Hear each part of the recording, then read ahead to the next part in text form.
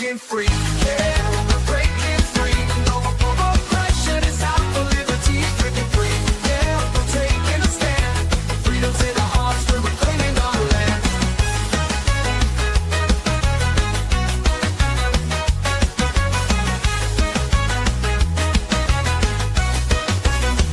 They try to silence us, but we won't be tamed.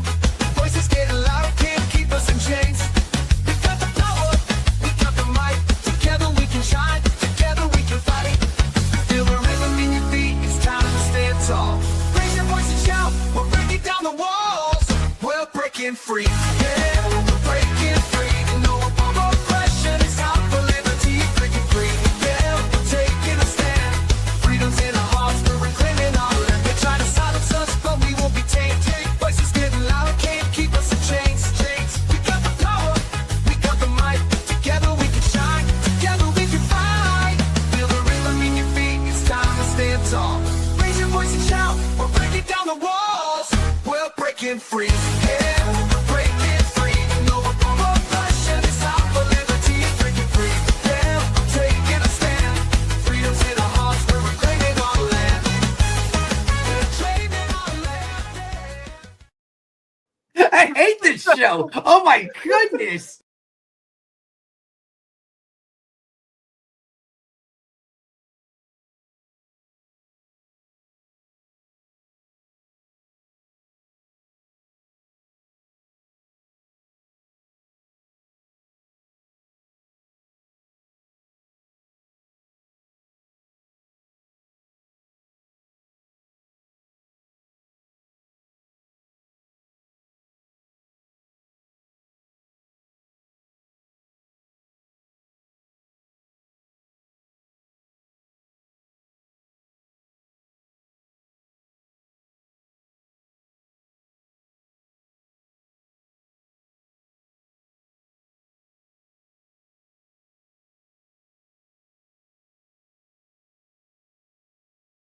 Politician. Welcome, gentlemen. First joining us, returning after his historic victory as a school board member in El Paso, Ryan Woodcraft. You can follow Ryan at Woodcraft for EP. He's also on Instagram, or no, that's just Instagram. Sorry. He's also got a website, Woodcraft for El Paso. He is a member of the school board there. His historic win is in here, of course. He's a retired Army Chief Warrant Officer. How are you tonight, Ryan? Oh, I'm excellent, man. I'm glad to be here. You know, when you look at that intro video, there has been some absolute purebred rock stars on this show. So I'm just happy to be here with Dave and Mike. And I think my goal tonight is to beat Mike Decentralized in negative points. So throw him in the chat. Let's go. I think you're playing reverse psychology there. I don't think that's a fair tactic. We'll see if it works. Also joining us, Mike Scott. I met Mike at the Libertarian Convention. Very cool guy. First time on the show. You can follow him at Mike Scott, one word. The number 1 is a numeral. He's an executive committee member for the Libertarian Party of Maryland. You can check them out at lpmaryland.org. Military for 22 years, both as enlisted as an officer, computer programmer as an enlisted man, and a data scientist as an officer. Organizations he belongs to is Disabled American Veterans, the American Legion, and the Veterans of Foreign Wars. Also volunteers at McVet, the Maryland Center for Veterans and Education and Training. That was a mouthful. How are you tonight, Mike? I drink and I know things. Excellent. First time here. How you feeling? I feel really good. Thanks for having me on. I got a little idea what to expect. I'll try and keep it brief and have a little fun with it. And like I said, or like Ryan said, you guys have had some absolute rock stars on here. I'm really glad you consider me in that group. So thanks for having me on. Ryan was talking about himself. Let's be honest. He was really just referencing himself. We're glad to have you. Yeah. He's been on some tough ones, man. He had Chase and Larry Sharp one time. He's had some, we've thrown him into the pit sometimes. Wow. So yeah, impressive. And also first time joining us, Ryan's partner in crime down there in El Paso, Dave Marino. You can follow him at EP Texas LP. He's also Dave Libertarian on X, and you can visit them at lplpaso.org. He's the chair of the El Paso County, Texas Libertarian Party, represents state Senate District 29 on the State Libertarian Executive Committee. And he's a family man, a devoted Christian, and a retired soldier. How are you tonight, Dave? I'm great. Appreciate y'all having me, man. Looking forward to this. Should be fun. I have no idea what to expect. So that's good. That's usually the best tactic, is to go in blind, not knowing what a show this absolutely. is. So I learned that my 25 years in the Army. There you go. Yeah. Just stand behind somebody else, right? What op orders? Talking about. Awesome. And joining us as always, the lovely Terry Batts. How are you tonight, Terry? Terry, did you get shorter since the last show? Actually, no, I didn't. You're back to looking like a golf ball on the screen. What's going on there? I don't know. I even raised my new chair up. I don't know what's going on, Free. What can I tell you? Your house sinking? Is it hurricane season already? Are you floating away maybe? No, that's a possibility. It is Florida. All right.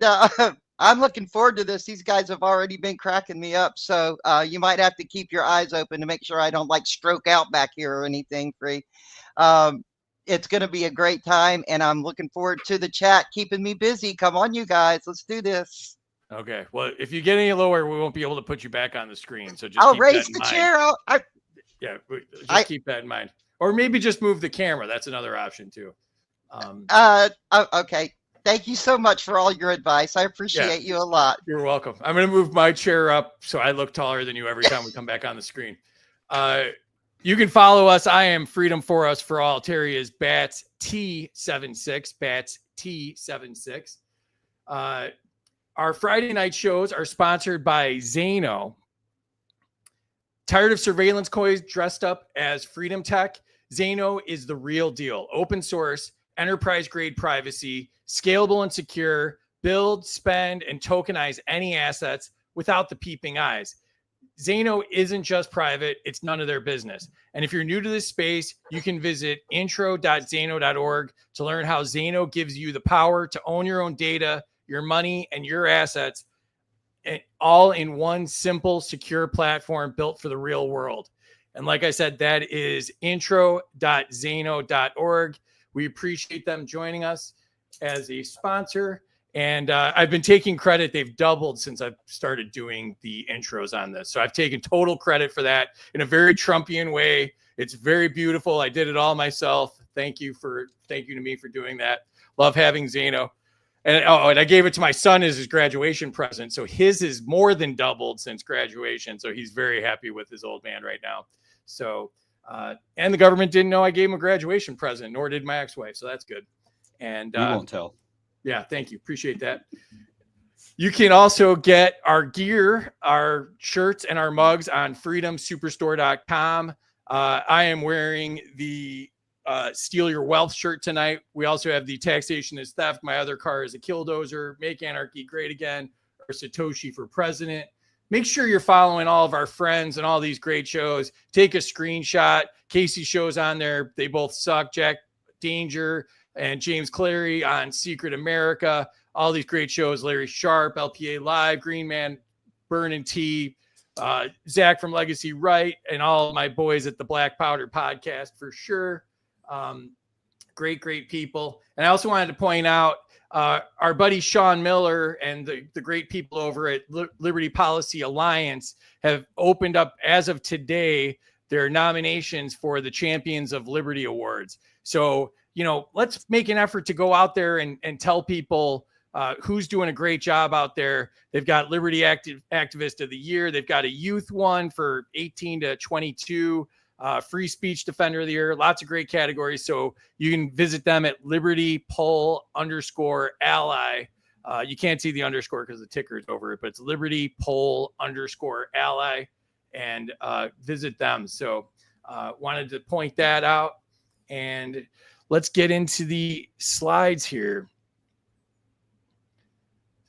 All right. So you can also follow us on YouTube and Rumble. We're Freedom Uncut on both of those platforms in case we get in trouble here on X, which happens on occasion. I already mentioned the shirts. Please share this out. Bust the algorithm up.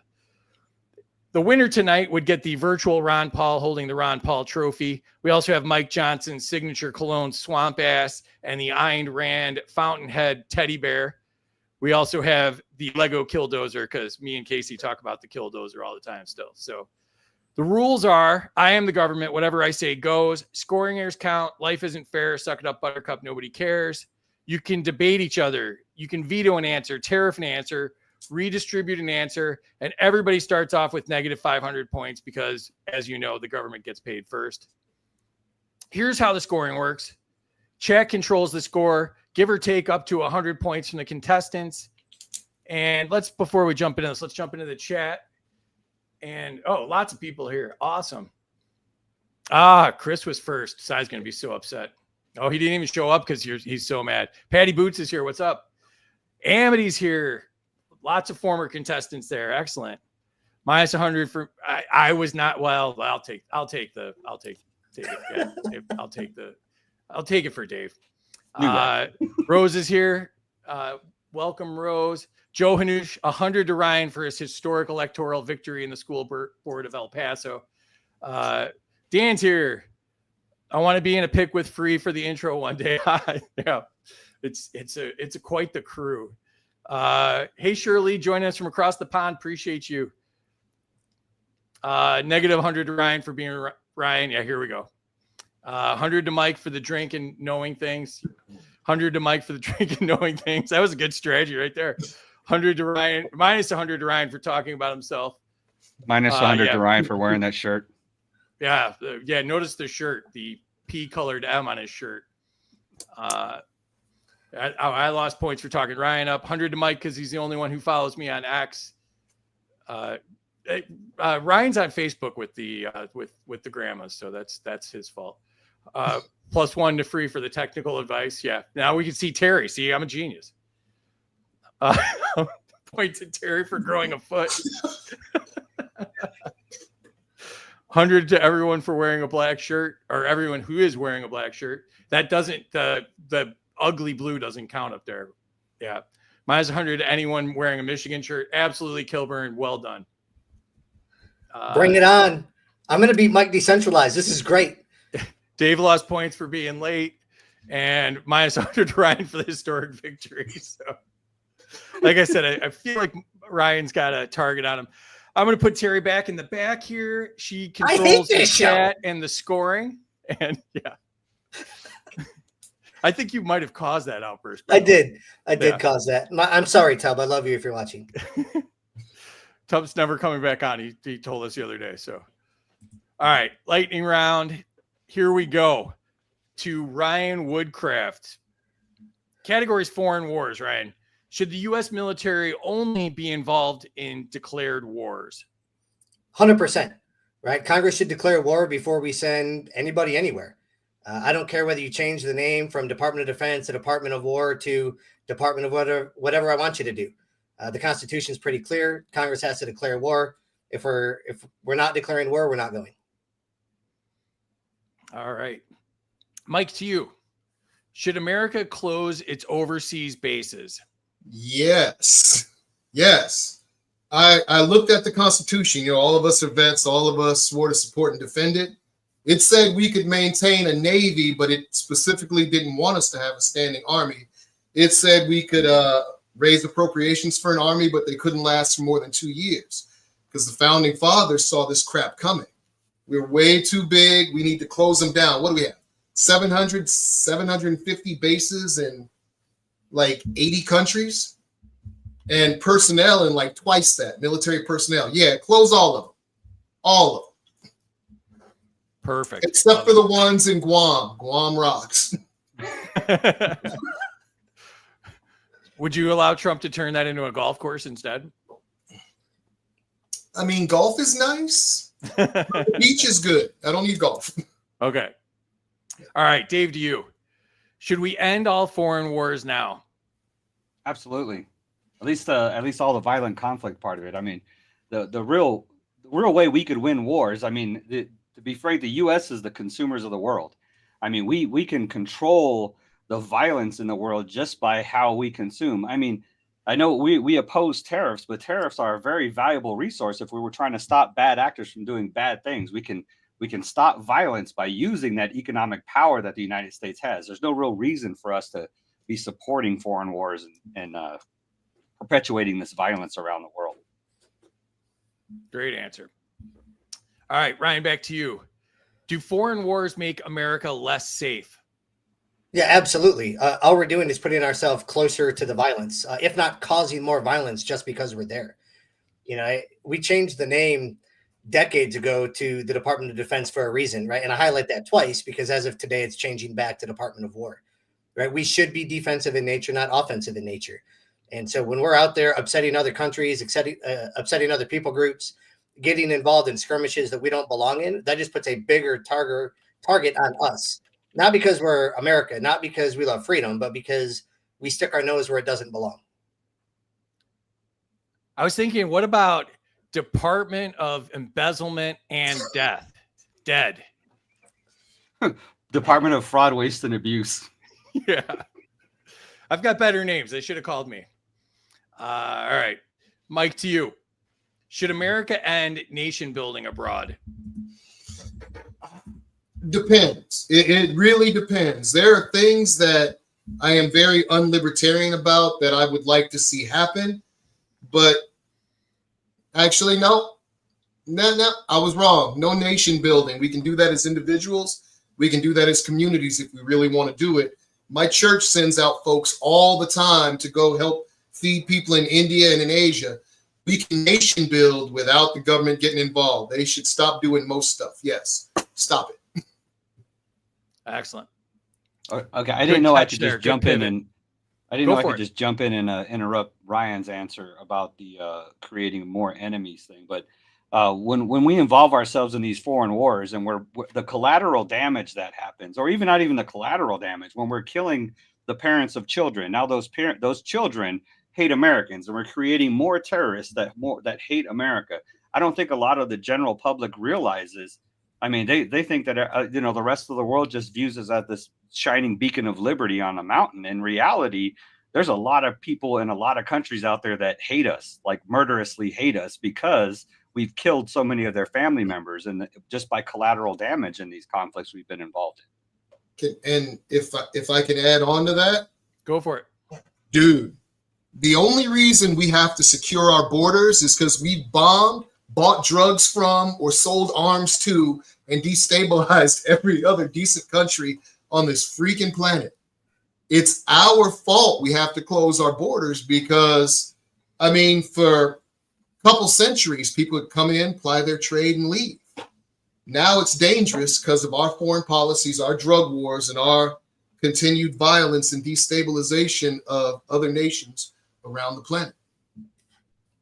Yeah, they used to want to come here for our blue jeans. And they didn't do bad stuff while they were here. So we should go back to that. All right, Dave, your question. Should Congress slash the Pentagon's budget? Absolutely. I mean, isn't our defense budget like that equal to like the next 6 countries combined?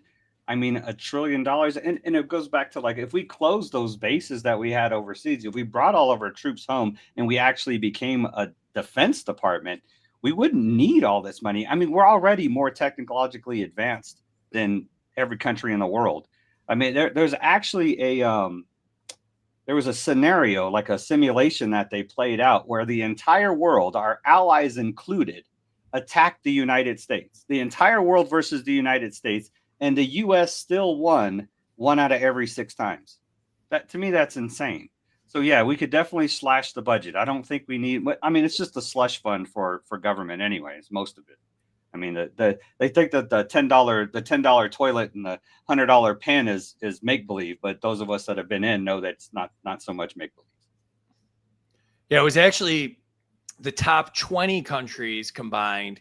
And then that was before they raised the budget to $1 trillion this year. but China's also spending a bunch of money. So those numbers have changed, but yeah, I mean, it's absolutely insane. So, Well, and All you right. just look at the economics of that. Labor in the United States is not cheap. Equipment, parts is not cheap because of the way that we run our economy. And so for us, we have $10 toilet seats and $2,500 coffee mugs on jets and $100 ink pens because the military industrial complex wants to pump that money back into the congressional districts. And so when you look at the amount of money that China spends, they can do everything much cheaper, much faster. It doesn't have to last 20 years. It only has to last 2 or 3 because they can afford to make it much quicker, much cheaper. And it's going to put us behind the power curve. When you start adding things like the tariffs to the mix, we could import an entire vehicle from Japan cheaper than we could import the materials to make it here. And so from an economic standpoint, not only could we cut the Defense Department budget, we could cut it by half if we just changed our labor and economic policies. Don't even get me started on why it's cheaper to ship rice 10,000 miles than just grow it here. But let me jump into the chat here. Amity's got 100 to Terry for girl power.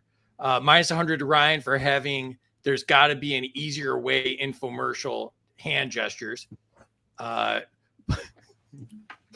1 to Ryan for declared wars. Minus 100 to Ryan despite his good answer. Good strategy. 100 to Mike for closing foreign bases. 100 to Mike, same thing. 100 to Mike for having the proper amount of flair. Yeah, that's important. 100 to hair for ending all wars. I thought 100 for having the proper amount of hair. Wow. That's what I read. No offense, man. I'm closer to Mike than you guys, so I'm on Mike's team on this one. So Ida's here. Welcome. 100 to Mike for closing overseas bases. 100 to Dave for the base Texas background. 100 to Dave for showing me his background through the little holes between his head and the headphones.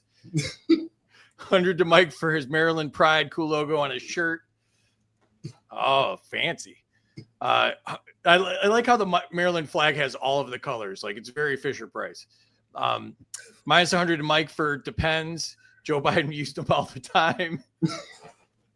100 to Mike for reverting that decision.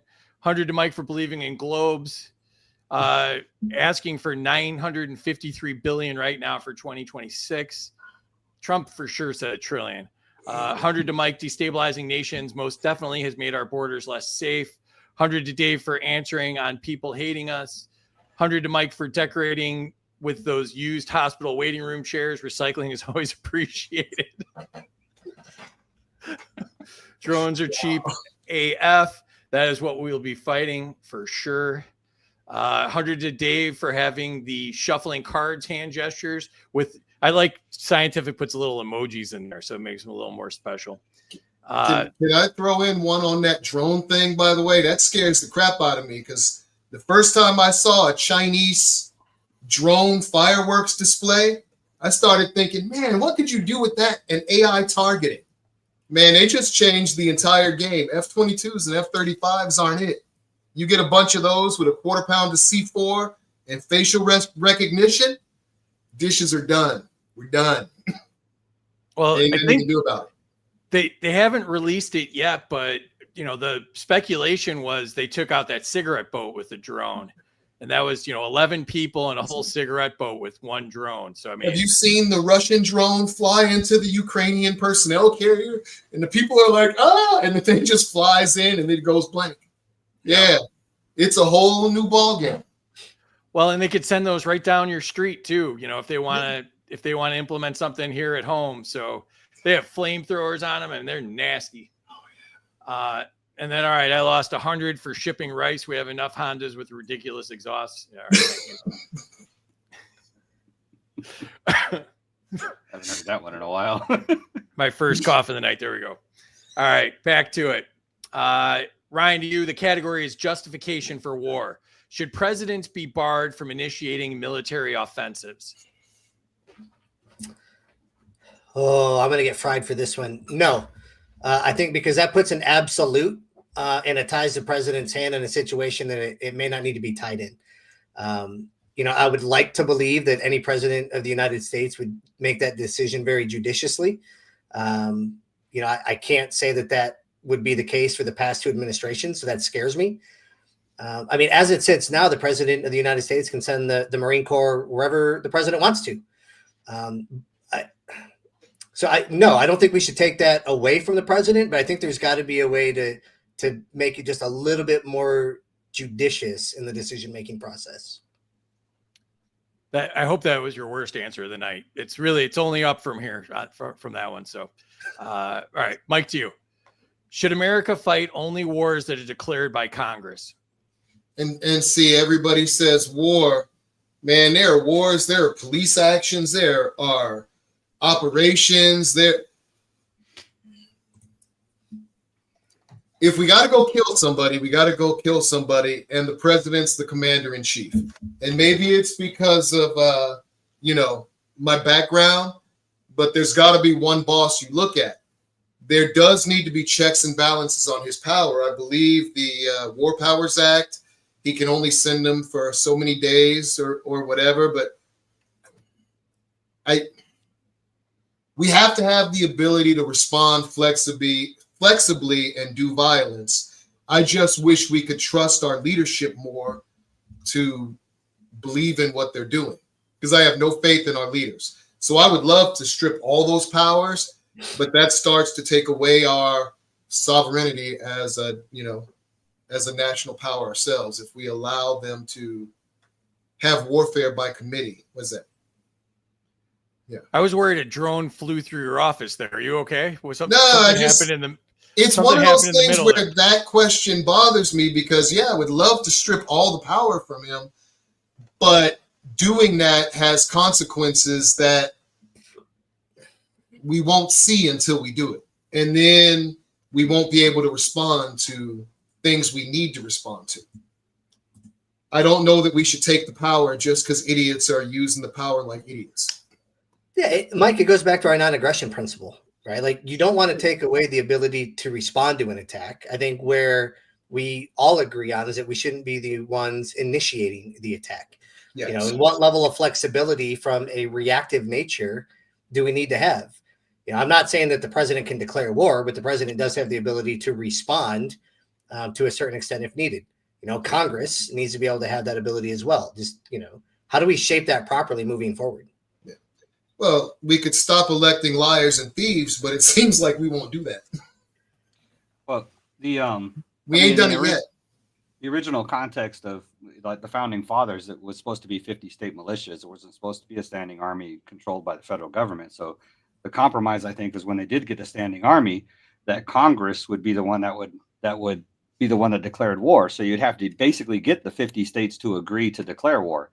But I think now with how bipartisan, or the two-party system in Congress, that whichever party is in power is going to decide. So if we have a Republican president now, so if the Republicans are running Congress, then whatever he says, they're going to go with, and so it's basically the same thing. You still have executive power declaring war. So the whole system is broken because of the two-party system.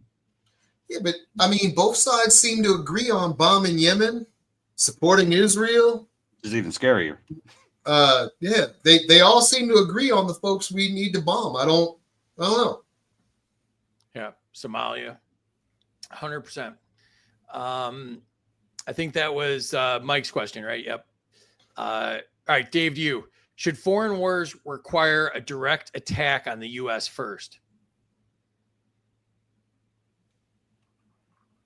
Yeah, I might get fried for this one, but I'm going to say no. We do have allies. So, a direct attack against one of our allies should be construed as a direct attack against us. Getting involved shouldn't. That one. There's a lot of leeway on what you would consider attack. You think about the Iran hostage situation. Was that a direct attack against America when they took American hostages? So there's a lot of leeway there on what you can construe as an attack on America. Now, if you're talking, a direct attack against us as a nation or one of our overseas bases or Americans in general, then absolutely, that would require some kind of, repercussions. But I don't think that would be the only reason for the U.S. to get involved in something. but it definitely would have to be retaliatory against some kind of violence. Okay. Ryan, to you, should regime change ever be a U.S. military goal? No, absolutely not. Whether it's another country or whether it's our own. Our military as an entity is supposed to be apolitical for a reason, and we should not be used for political means in any capacity. Okay. Mike, to you. Should the U.S. fight wars without clear exit plans? No, we should not. Right now, it seems like the only reason we fight wars is because we got way too many bullets and ammo saved up, and we need to go ahead and expend some of it. We should not go in without a clear exit plan, clear goals, clear objectives. That way, once they're accomplished, we can get out of it. These forever wars are killing us. All right. Dave, to you. Do foreign wars serve American interests or special interests?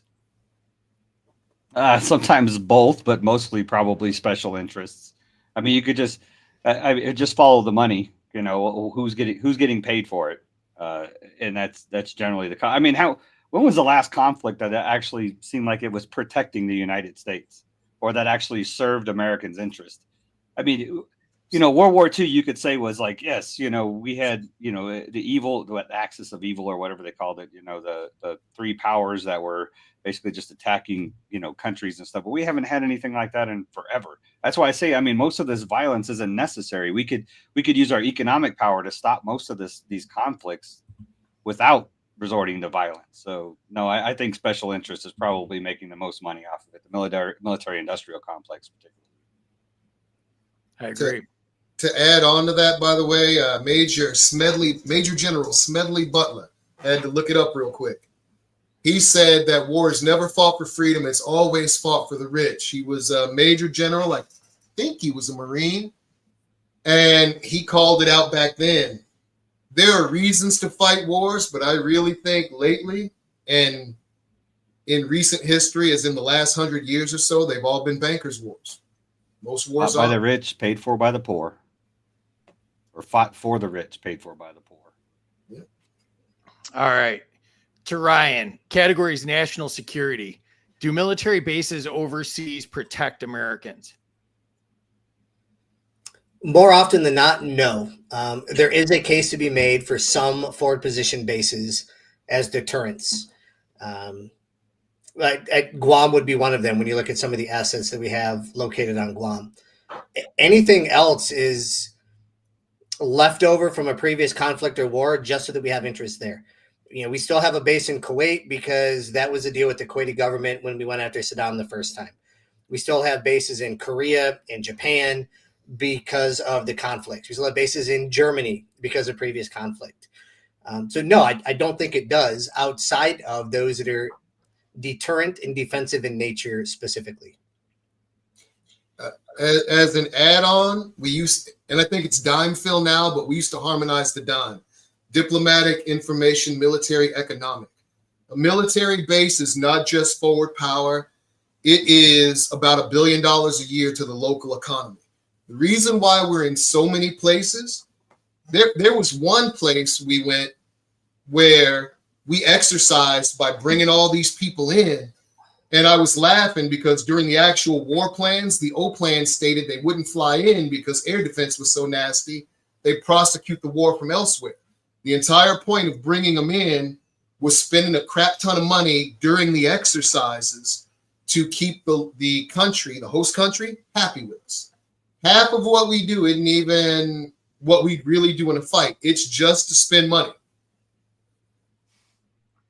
Absolutely. All right, Mike, to you. Should U.S. troops only defend America, not foreign soil? Man, there's no king but Christ. And there are reasons why you should get into a fight, but I really think leading with love is the answer. I don't see a lot of reasons to get into a fight because I don't trust our leadership right now. Should we only fight on American soil? No. But for a little while, it'd be a good idea just to bring us home. All right, Dave, to you. Has endless war made America weaker, not stronger? Oh boy. Well, you could say endless war has made us stronger because it's gave the politicians a reason to increase our defense budget to astronomical means and blow up our military to a point where it's just ridiculous. But it's also made us weaker because it's created so many enemies for us around the world where we're not the beacon of liberty and stuff on the hill anymore. But we're basically the people that are bombing their family members and stuff. So it's kind of both, I guess. Good answer. All right, Ryan, to you. Is national security best served by neutrality abroad? Ooh, neutrality abroad. You like that? I've given you a couple zingers here. I'm not going easy on you tonight. Yeah, I don't think so. We're not Switzerland. I think there's a wrong and a right. In the gray areas, we need to discuss and debate and use diplomacy. But we're not Switzerland. We don't stay out of everything, no matter what. We need to be on the side of liberty. We need to be on the side of freedom. We need to be on the side of just offense and retaliatory defense. So neutrality abroad, I don't think so. Okay. Mike, to you. Do foreign wars create more enemies than they destroy? Yes, undoubtedly. Yes.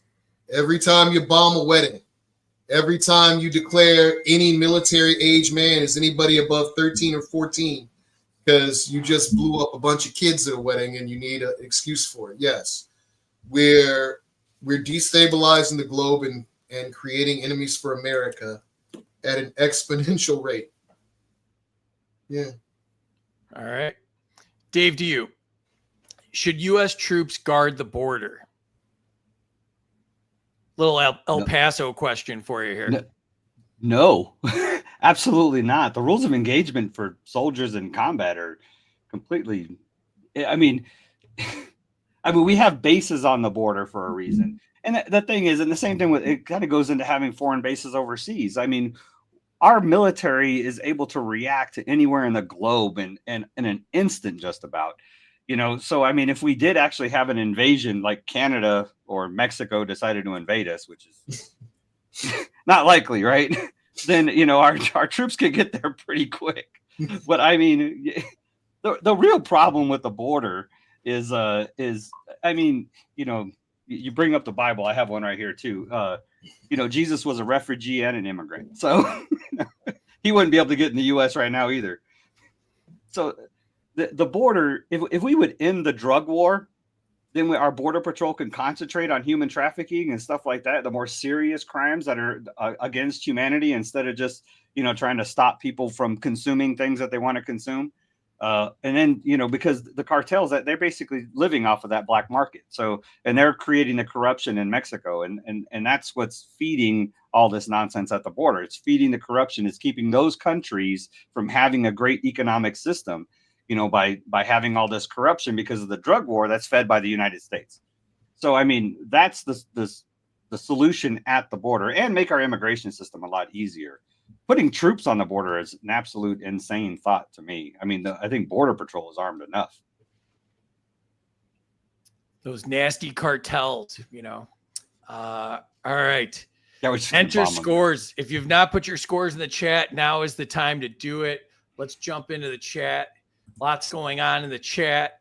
850 people joining us so far. Keep sharing this out. Kilburn pointed out there's slaughter bots for sure. Minus 100 to Ryan for allowing presidents to declare war. That's not what I said. It's pretty close. Pretty close. I'll give her the benefit of the doubt. I think she's smarter than you. 100 to Mike. Watching drone racing, you could be taken out before having a chance to rack your shotgun. Absolutely, Dan. Minus 100 Ryan again. Good answer. Those are my favorite. Keep them coming, Kilburn. 100 for the first to say end the Fed. In the Fed. There we go. Minus 200 to Mike for unearned points. Plus 1 to Ryan for non-aggression and accepting his loss. 100 to Mike for stop electing liars and thieves. I meant Dave. Minus 100 to Mike for defending other governments that want war money. Minus 100 to Dave for going to war for allies. I love the quotes around allies.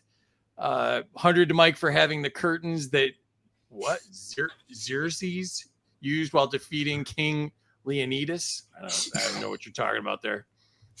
300. 300. It's a movie 300. I don't think I've ever seen that. I don't like movies really. All right. I think he does that every show just to screw me up, which is fine. 200 to Mike for not supporting the military industrial complex. How about we just don't go in unless we are on the defensive? Good point, Chris. 100 to Mike, bankers wars. 100 to Mike for saving me money on my taxes by switching to the non-aggression principle. That'd be really nice. Save you a lot of money on your taxes. 100 for no king but Christ. Amen. Minus 100 no to only fighting on American soil. I went soul there. It was a lot of Bible talk. I wasn't paying attention. Minus 100 to Ryan. Why is the phlebotomist blowing me up? From Ryan. What is the deal? It said minus 100 from Ryan. Well, same difference. To Ryan from Ryan. He loses. Scientific loses enough weight to squash Gwyneth Paltrow, and now he's getting cocky in the chat. Yeah. It is King James. And then Dan lost 100 for removing books of the Bible.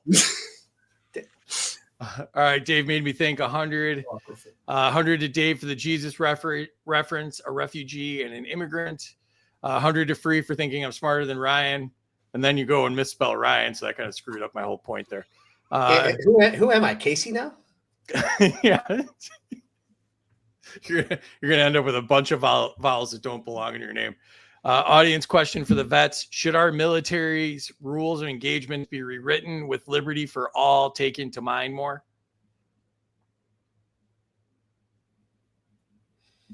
I'll leave it up for a second. I'm confused on that one too. I'll get it started, and then you guys can piggyback where it makes sense. The rules of engagement are so convoluted, depending on where you're at, who you're fighting, and what constitutes military action or not. Right? You're always allowed the right to self-defense. So no matter what, if you feel threatened and you need to defend yourself, you can do so.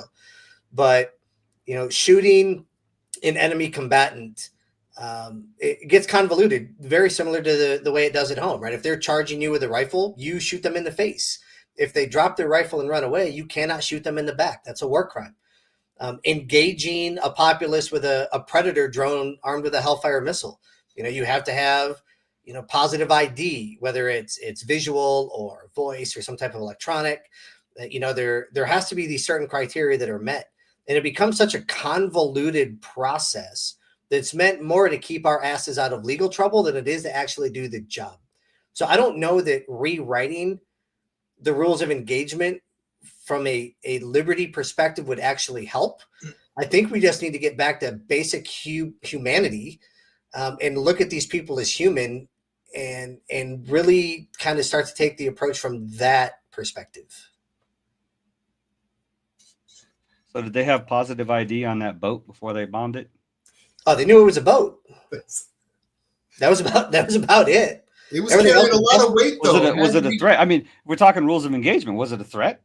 Was it threatening somebody? I mean, you think about it. If we, as I think probably all three of us or four of us are probably all former combat veterans. If we would have blew up that boat, what do you think would have happened to us? Yeah, that's a war crime, right? We're going to get civilian casualty. We're going to get a civilian casualty investigation. We're going to get run through the ringer, right? We'll lose rank, you'll lose money, you may do jail time. Like, it's going to be bad. Pete Hegseth is not qualified to be a battalion commander. The dude has no business being our Secretary of Defense, Secretary of War, whatever you want to call him, right? Send him back through college so we can go learn what the other majors learn. Have him do some PowerPoint slides and get the heck out of the Pentagon. So once again, it seems like, it's the politicians in DC making the laws that they don't have to abide by. So we have rules of engagement that we have to abide by on the ground, but they don't have to abide by it, sitting up in DC. They can just bomb whoever they want. And it's already a completely different thing. If you're a combat vet, they're ROE, but my boy was a fighter pilot, and he said it was like being a dump truck driver or a garbage man. He would drive out, fly out, hit the pickle button, dump exactly what they told him to dump, exactly where they told him to dump it, and he'd fly back to his base. So in all the technological stuff, you got the predator porn, you got all the eyes in the sky. They already have good ROE for that stuff as far as what you do. The horrible part that needs the ROE is when the guys are in the mud shooting at each other, and I'm not sure there is any ROE for that other than get home alive, which means do what you need to do. I don't know. But All right, to go back to the question, I don't know really how we would integrate, Liberty for All into an ROE. I think you're mixing the terms a little bit. Yeah. All right, let's jump into the scores here. Let's see where we're at. Mike in the lead with 1501. Dave with 300. And Ryan is nearly a negative 1,000 minus. Come on, I got a long way to go to get to minus 34,000, y'all. Drop those negative points in the comments. Let's go. Hey, all you got to do is get somebody to start selling some signs from me and Mike, and I'm sure you'll get some more points. There you go. Yeah, Like put that Michigan shirt to the test right there. 13-10, Dave. 13-10. You guys lost to the worst Michigan offense. There's an asterisk next to every game you've won for the past 3 years. So, I mean, that's what you guys are going to do because you can never defend any of those wins anymore. All right, Dave, you're in second place. What do you think so far? Pretty cool.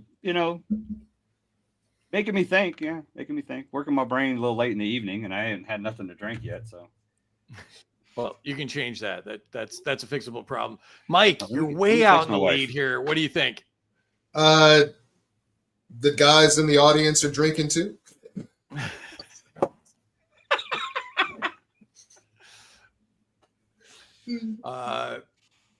We got a couple more comments that popped up here. Patty says Canada minus 1,000 for Dave. Phil's here, 100 to Terry so she can afford to buy some flax milk. Yeah, we had a flax milk issue on the last show. 200 to Mike on behalf of Kilburn. Minus 300 to Mike for invalid points. I'm a bandwagon jumper and birds live in Andy's hair. 200 to Mike for a smile like a wet trampoline. I'm not even sure. I don't know what that means. No, me neither. Dr. Blaze here. What's up, Charlie? Thanks for the repost. Hey, what's up, Doc? 100 to Ryan for the convoluted edition. 100 to Dave for the was it a threat on the boat? Y'all got what I meant. Yeah. This is why we don't take audience questions, Chris. So thanks for reminding me of that. All right. And all right, back to it. Ryan, to you. You got a little work to do, Ryan. Let's try to shape up a little bit here. Human cost of war. Should families bear repeated deployments for military action with no end? No, absolutely not. I mean, you look at my career. I spent 21 years. I spent over 6 years of my life away from my family. 2 deployments to Iraq, 2 to Afghanistan, 1 to the Arabian Gulf, numerous stateside rotations, 1 to Washington, D.C. for 6 months. You look at month-long rotations at training centers. One of the things that gets beat into us is selfless service from the get-go. In basic training, they beat into you selfless service. And at some point, it just becomes indentured servitude. There's a lot of things that I'm willing to give up for the benefit of my family or my community or my nation. But at some point, I have to be selfish too, and enough is enough. And we didn't fix any of those problems, by the way. I'm not blaming you particularly, but I think those are all still problems. Nah, man, they put me in the chipper and they spit me out, and they find the next person to put in the chipper. Yeah. Well, thanks for doing that. But Mike, to you. Do foreign wars destroy more American lives than they save? I'm not sure foreign wars save any American lives. I know it destroys a whole bunch of lives overseas, but I'm not sure it saves any American lives. Foreign wars. I don't think so. So, yes, it does. It generally makes us less safe. So, I mean, makes us less safe. And a bunch of guys don't come back as well adjusted as you guys are. So that's another part of it too. Well, Ryan touched on it, but it's really so much worse than that. I mean, they gave me 7 shots of anthrax in that 6-shot series. I had 7 of them. They expand on you. They do whatever you want. You are definitely an indentured service. And they say it's God, country, service, family, self. You couldn't even see my hand on the screen. That's where we are in our priority scale. They drill it into you and you believe it wholeheartedly and you press on and work for them and give them everything you got. And then when you're done, sometimes they cut you a check. Sometimes. Yeah. It's ugly out there. Yeah. Chris says, bite me. You're welcome, Chris. I'm here to serve. Yeah. Great point, Casey. Lots of points to every soldier that fought our government's wars. Salute. All right. Jerry, can I actually get all of those points and not just 100 of them? I need all of them. Yeah. Hey, Mike, Casey will I rescind it very quickly. Hey, Mike, before I forget, I just want to say DAV is by far my favorite and probably the best veteran support organization, nonprofit out there.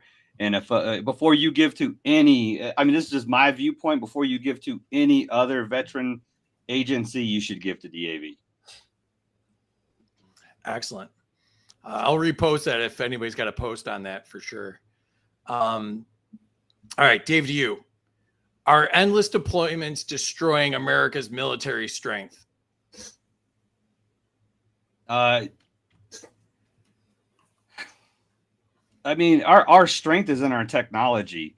I think I would say, besides the fact that these endless deployments just keep increasing their excuses to run up the defense budget and build more ships and planes and bombs. But when it comes to the actual people, absolutely,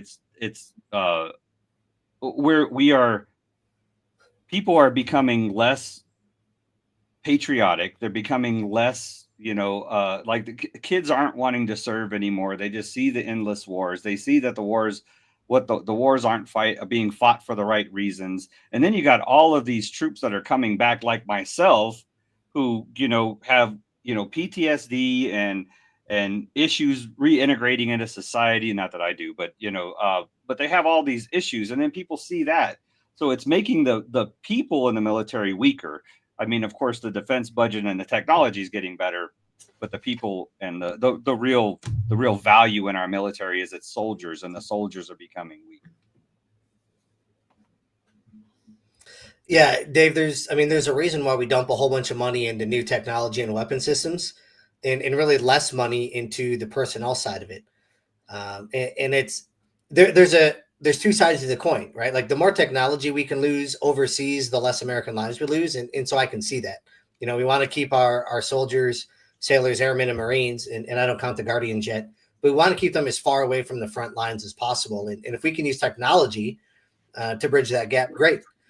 The bad part is that by doing that, we're not as fit, we're not as resilient, we're not as disciplined. And you don't have to take my word for it. You can watch 2 parades. You can watch one from June with the United States Army, and you can watch the most recent one from the People's Republic of China, and tell me which one looks more disciplined. It doesn't mean that they're better. It doesn't mean that they have better equipment, better fighters. They just look the part. And sometimes appearance is half the battle. I will have you guys know that it's not just combat deployments. We also have to do weeds and seeds down in DC. Yeah. In the garden. Yeah. There's the landscaping duty, which is rough this time of year. Well, I tell you, I spent my first 3 years on active duty was at Fort Hood as a combat engineer, 1st Cav Division. And of those 3 years I spent at Fort Hood, I was home 6 months. I did 4 deployments down to South America with JTF North, and then NTC rotations, train ups for all of that. I was literally home 6 months out of 3 years. And this was without a declaration of war. Yeah, that's terrible. That sucks. All right. So I think that was Mike. So no, was that Dave? That was Dave. That's Dave. Yeah. All right. So Ryan, to you, new category: financial cost of war. Should foreign wars be funded with borrowed money? No, but everything we do is funded by borrowed money. We can't balance our budget. We're borrowing money from our enemies just so we can pay our bills. You know, stop doing unnecessary conflict overseas without a declaration of war. Let's pay down the national debt, if not pay it off, and then let's have that conversation. But I mean, we can't pay the bills without borrowing money from China. Like, what are we talking about? Agreed. Mike, to you. Do endless wars bankrupt future generations? Yes. 962 billion is the 25-26 defense budget. What is that? 2.7 billion dollars per day, every day. Right now, we're running a $37 trillion debt. Representative Schweikert, Dave, said we're borrowing $70,000 to $72,000. I think he said per second. Per second. People don't understand the scale of it, or it doesn't matter to them. But we're not only bankrupted, we're taxing the heck out of us because our money's been deflated, 98% since 1913? Your dollar today is worth about 2.5 cents from 1913. 1964, the minimum wage was $1.25. $1.25 in 1964 had about 35 bucks worth of silver in it. We need sound money. We're bankrupting future generations through taxation, inflation, and endless war. We can't keep doing it. Can't. Yeah, my rough rule of thumb is that $1 trillion is $10,000 per taxpayer. So if you've got 2 taxpayers in your household, that's $20,000 per taxpayer. So that's $140,000 for just this year's budget, let alone the national debt, the unfunded liabilities, all of that stuff, the interest, just absolutely crazy.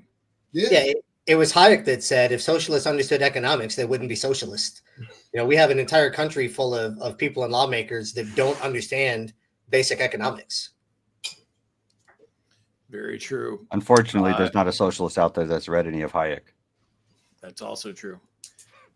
Dave, to you. Should the Pentagon budgets be slashed before another foreign war starts? That's interesting. Why would you slash the budget before you start a war? You should just slash the budget. I mean, it's ridiculous. We shouldn't be starting foreign wars, and we should just slash the budget. So, do we do both? I mean, not start any wars and slash the budget? Yeah, so the question didn't really make much sense to me.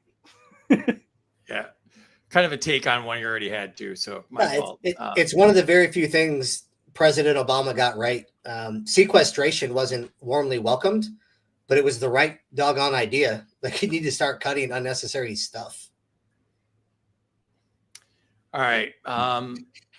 Let's check out the chat really quick here. Who chooses what's unnecessary, though? Let's just cut 95% of the federal budget and see what happens. I mean, I Twittered or X'd Governor Moore in Maryland, and I was like, dude, you went from a $5 billion surplus to a $3 billion deficit.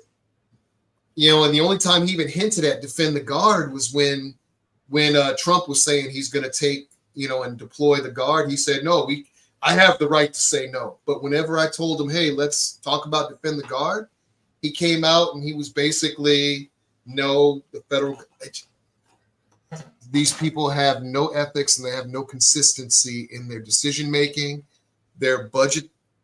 I hate politicians. Man, I hate politicians. No, I was talking about like the defense budget, because I mean, we've seen it in budget talks, right? Well, the supply guy says you should cut the cook's budget, and then you got the Marines saying you should cut the Army's budget, and Army says you cut the Air Force budget. So everybody's arguing if they're going to start cutting budgets, who's going to pick who's going to cut it?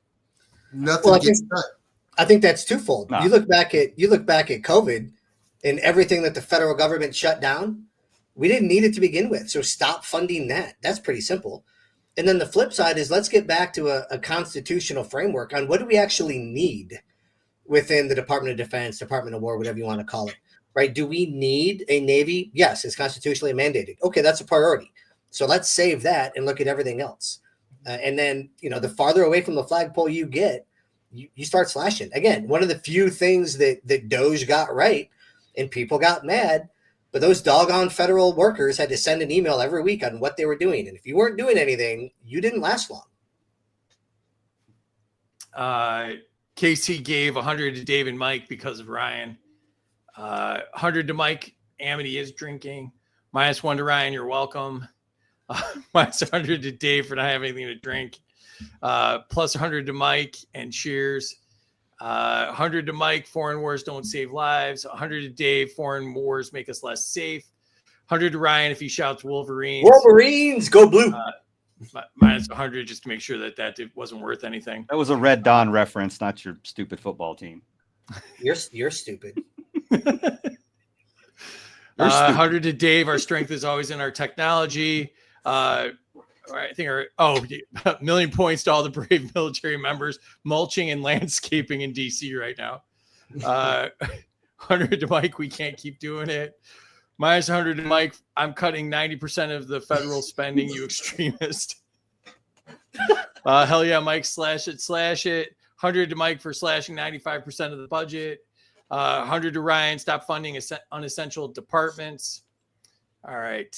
Well, the crazy thing is about the budget, real quick, before we go, is, we have a it's probably $38 trillion debt right now. But if you count unfunded mandates like Medicare, Medicaid, and Social Security, it's well over $100 trillion in debt. So that's the real scary thing, is that $100 trillion. I think it's actually approaching 200 trillion.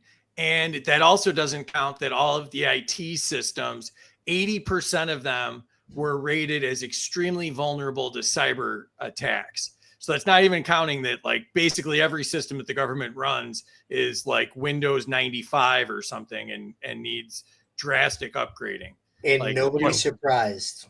Remember how much Y2K free cost before we were, completely broke. Like 25 years later, the whole government needs to do that. Yeah, 200 points to free for keeping my statistics and up to date.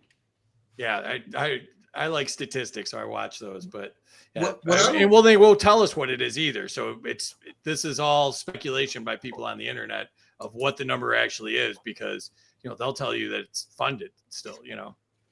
What I don't understand is why we send all this money to the federal government and it sends money back down. What do we have? 2.3, 2.7 million federal employees, not counting military. Why can't, and I get it, taxation is theft, but I'm a constitutionarian, so some taxes are necessary. But why aren't the majority of taxes sent to your communities and then to your cities and then to your states, and then a little bit can go to the federal government for the things it needs to do, like interstate commerce, things like that? Why do we send the bulk of our money to the feds so they can ship it back down to us after they've taken a cut? I don't get it. We're a confederation of independent states, or we should be. Mike, let me ask you a question. You say you're a constitutionalist. So do you believe the Constitution from how it was founded or how it is now? Because income tax wasn't on the original Constitution. When they said all men are created equal, they didn't mean me. But it means me now. As Paul Mooney said, I'm free, white, and 21. Y'all can't mess with me to death. In reference to the taxation. As far as tax, yeah. I don't know that it really talked about taxes. The only thing I remember from the Constitution, it said money should clank. It should be gold and silver. That's what I remember from the Constitution. The income tax we aren't wasn't supposed to have an army standing. By coincidence, the income tax wasn't instituted until the Fed was instituted in 1913, and they gave us the IRS too. So yeah, And I think to briefly sort of answer your point, Mike, the reason that we're in that boat is because we're ran by a duopoly that's pure socialism. And the Republicans are finally starting to admit the fact that they're socialists too. You have Republicans in office that are openly advocating to keep funding Social Security, Medicare, Medicaid, and all of these social programs. Hashtag not less even- evil. I mean, and I get the, the hearts and minds and tugging the strings. Like, I get it, but it's still socialism. They're just now starting to embrace it. I don't know who said it or when they said it, but there was a phrase a while ago that it's, if you want to see where the Republican Party is going to be at in 10 years, look at the Democrats today. And it's held true. We have to get the socialist mentality away from our hard-earned dollars, or it's never going to get better. Can I talk to MAGA Republicans for a second? Just seriously, talk to you for just a second. We had it all. My boy's a MAGA Republican. He's a brother. He said, we got it all. Y'all got both chambers of Congress. Y'all got SCOTUS. Y'all got the White House. Y'all got everything. And we added 5.5 trillion to the debt over the next few years. Not getting a lot that's taken up by tariffs, but those tariffs are paid for by me because I'm throwing out hundreds like I used to throw out 20s. What we're doing is unsustainable. And this is the best you guys can do. This is your guy in there.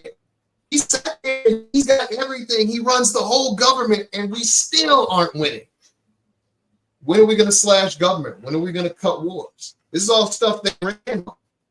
Nothing's changing because y'all insist on lesser evil. And it's kicking the crap out of us. I hope you notice. Your internet went wonky there a little bit, but you did get 100 points for doing the robot. So I did the robot, even better. Yeah. What I said wasn't that important anyway. Don't worry about it. We heard it. I don't know. Your internet went real bad there. It's still you're frozen with the Dr. Evil face. So I don't know if you've got something open or whatever. You're lagging a bit. I'm frozen. But, it's real bad. Like, you're about 3 pixels now, and okay, sounds good. Yeah, he was like Minecraft Live there for a second. I wasn't sure how that was. He went on an anti-Trump rant on Roblox. Here we go with the plus 500 points for doing the robot. it's coming. Let me see. I'll do a couple while he's doing that. Do you have any of those meme games loaded? No. Oh. Dan says we don't know anything about college hockey, and it shows. Nobody cares, Dan. X won't let Terry post the Disabled American Veterans website, but that's the one that they were talking about. Lots of numbers according to Amity's debt badge that Massey gave her. Nice little humble brag there, Amity, minus 100 you. Yeah, see how she used his first name? Not Congressman Massey, but Thomas. Thomas. Yeah, Tommy boy. All right, let's see if he's Funny because Thomas was the doubter of God. Massey's the doubter of government.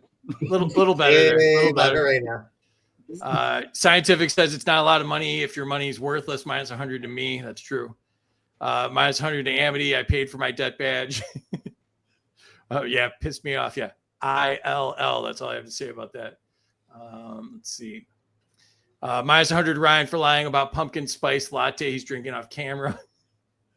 It is pumpkin spice season, so I did see that on the internet. Minus 100 Mike, there's no MAGA Republicans listening to this. That's probably true. All right. Well, Terry says there are. Okay, so yeah, we got over 3,000, so there's got to be a couple, like 80 million of them out there somewhere. All right. Minus 100 Dave for comparing Massey to doubting Thomas. Yeah. I said he doubts government. Massey does doubt the government, so that is kind of a fair comparison. And all right. Where were we? All right, so that was the question Dave didn't like, but it turned out good, so 100 points to me. Ryan, to you. Should Americans vote on whether to fund wars? We already do. If we're supposed to have a representative democracy and we vote for people to put in there, to put into office that represent our ideology and how to spend our tax dollars, we do already vote for that. And we're making real poor choices at the ballot box. Yeah, congratulations on your win. The last anti-war president we've had was John F. Kennedy. And we saw that work out for him. Yeah, right. And when I talk to a lot of, El Paso's predominantly blue, and when I talk to a lot of Democrats, and me and Ryan do the same thing, we tell them we're more like the Kennedy Democrats, classical liberal, anti-war Democrat. Yep. All right. Mike, to you. Do wars abroad rob states of money for schools and roads? Roads? Wow. Roads. Yes. What about my roads? No, that's just what everybody says when I say taxation is theft. But roads, like we didn't have roads before we had taxes. Like we didn't have schools before we had taxes. Yes, that money could be better spent on roads and things, but I doubt it would be. So is it robbing it? No. But it's robbing everything. So yes. That's not a great answer. I just had to throw in the roads, Yeah. Dave, to you. Oh, we had a little issue with sizing here. Should we cut foreign wars before cutting domestic programs? Again, can we just cut both? But yeah, absolutely, we should cut foreign wars before we can cut domestic programs. But there's a lot of domestic programs that need to be cut. I like Ryan said, we definitely need to get back to the constitutional framework of what government should be. It's grown to such an astronomical amount. I would say that there's a interesting book called Fabian Libertarianism that talks about the Leviathan that government's grown into, and it basically just feeds itself to stay alive. And it's an interesting read if anybody wants. I think it's on the digital stuff. Fabian Libertarianism. But yeah, we should definitely cut foreign wars before we cut domestic programs. So we should cut both. Okay. You know how many Ryan, domestic programs we could fund with $1 trillion? All of them. It's crazy. The Bible tells us that we should take care of the poor and the widows, right? And orphans.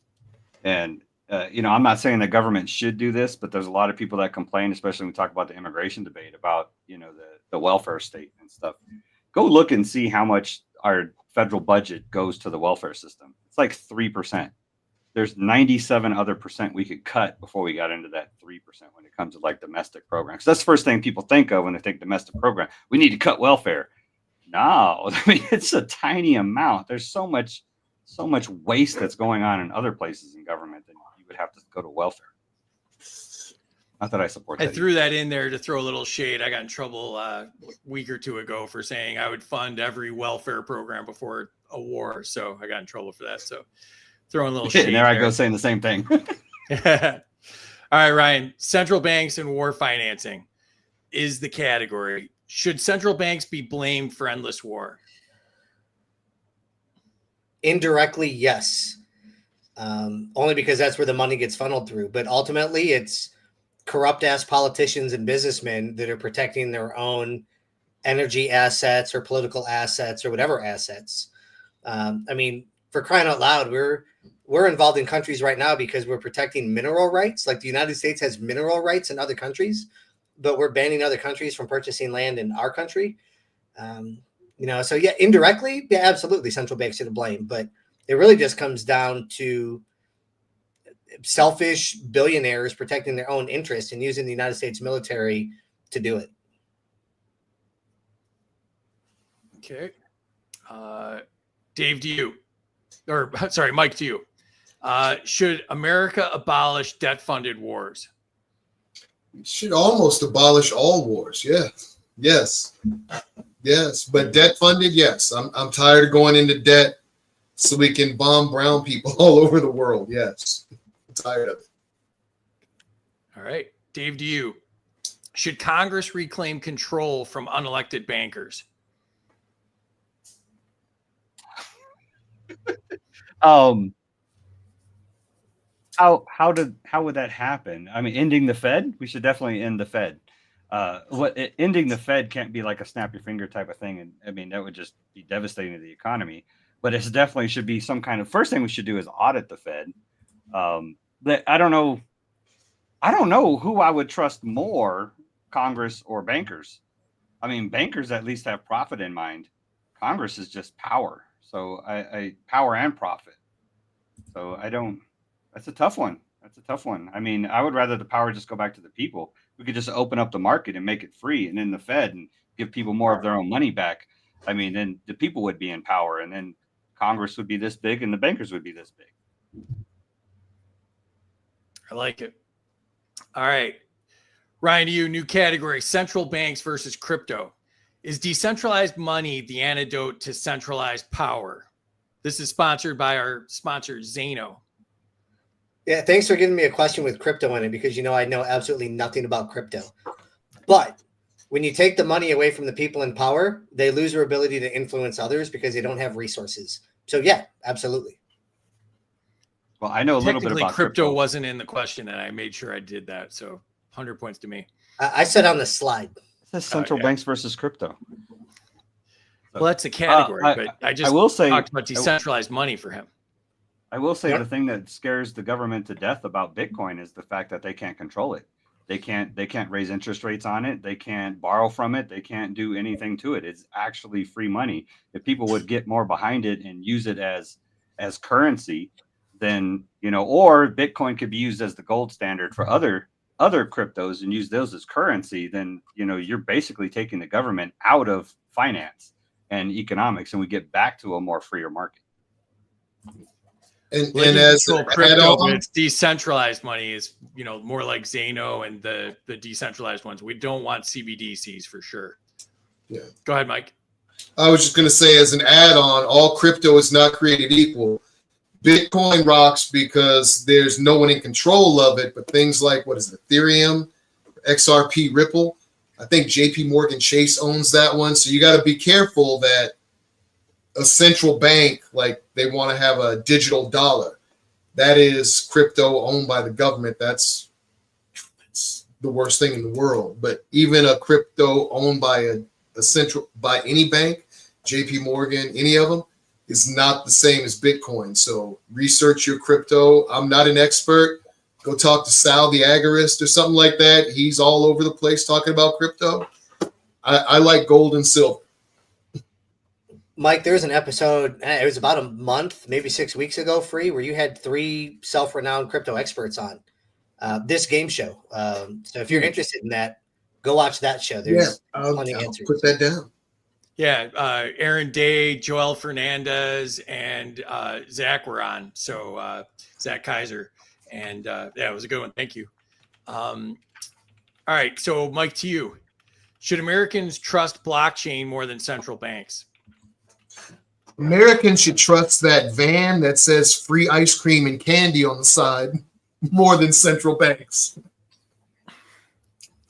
Americans should trust Donald Trump on Air Lolita heading to Epstein Island more than central banks. Yeah, central banks cannot be trusted. Don't trust them, ever. Awesome. Dave, to you. Would crypto end endless money printing for wars? It has the capability to, if people would start trusting it more. I mean, we put so much trust into a piece of paper that I think I was reading somewhere, I don't know if this is true or not, but the piece of paper is literally like, it's not worth, if the piece of paper was made of gold, it wouldn't be worth it. Still wouldn't be worth the same amount. Something like that. It's ridiculous. So yeah, it would end it. Ooh, free. Can I debate that one? Sure. Let's see. Sure. All right. So I'm going to remove me and Mike from the screen. You got 15 seconds to state your case, and Dave's got 15 seconds to reply, and then it'll go on longer than that, and I'll get confused. So that's how this works. Let's see. And so I think it would increase the endless printing of money for wars, because doing that would devalue the dollar so much. The government's not going to shift to crypto or another type of currency. They're just going to print out more money and flood the market with more money, devaluing our dollar more to pay for the things that they want to pay for. I think it's going to require a complete economic collapse before the government stops printing money for anything. Well, you kind of contradicted yourself, because you said they print money is going to devalue the dollar. They're not going to be able to buy as much stuff if the value of the dollar keeps decreasing. So the more money that the more money that they print, the less money that it's worth. So all it's going to do is increase inflation and push people more into crypto. We've been doing that since we left the gold standard, and the government's not going to change. So I don't think it's going to stop them from printing. It's just going to increase the printing. The question was shifting to crypto. Would that end it? Well, I don't think it will. I think it's just going to increase the printing. It's not going to get us away completely. The government's just going to print more to try to cover the value. Okay. I think our time's up. All right. Let us know who you think won that debate. And all right. So next, back to Ryan. Category is surveillance and money. Should the government track every dollar you spend? Oh, hell no. No. No, look, man, if I have to send my kid's baseball coach $50 because they're buying new uniforms and the government feels the need to track that through Cash App, that's a problem. And that's exactly where we're at right now. No, absolutely not. Why would they need to? I mean, that's the real question is why would they need to? Why would they want to? That's the scary thought. Why do they need to know what we're buying? Well, Dave, I mean, you know that of all of the zip codes that are in El Paso, there's like 6 of them where the government tracks absolutely everything that you spend your money on.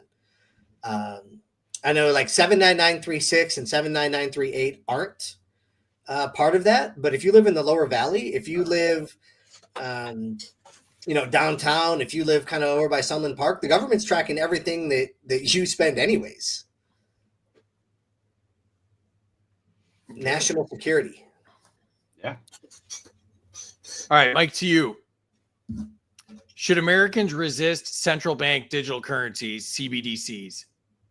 With everything they have, yes. Please resist a central bank owned currency. Yes.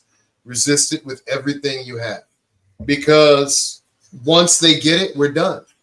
There's no fighting. They track everything. They can literally turn off your money when they want to. There's nothing you can do. Nothing.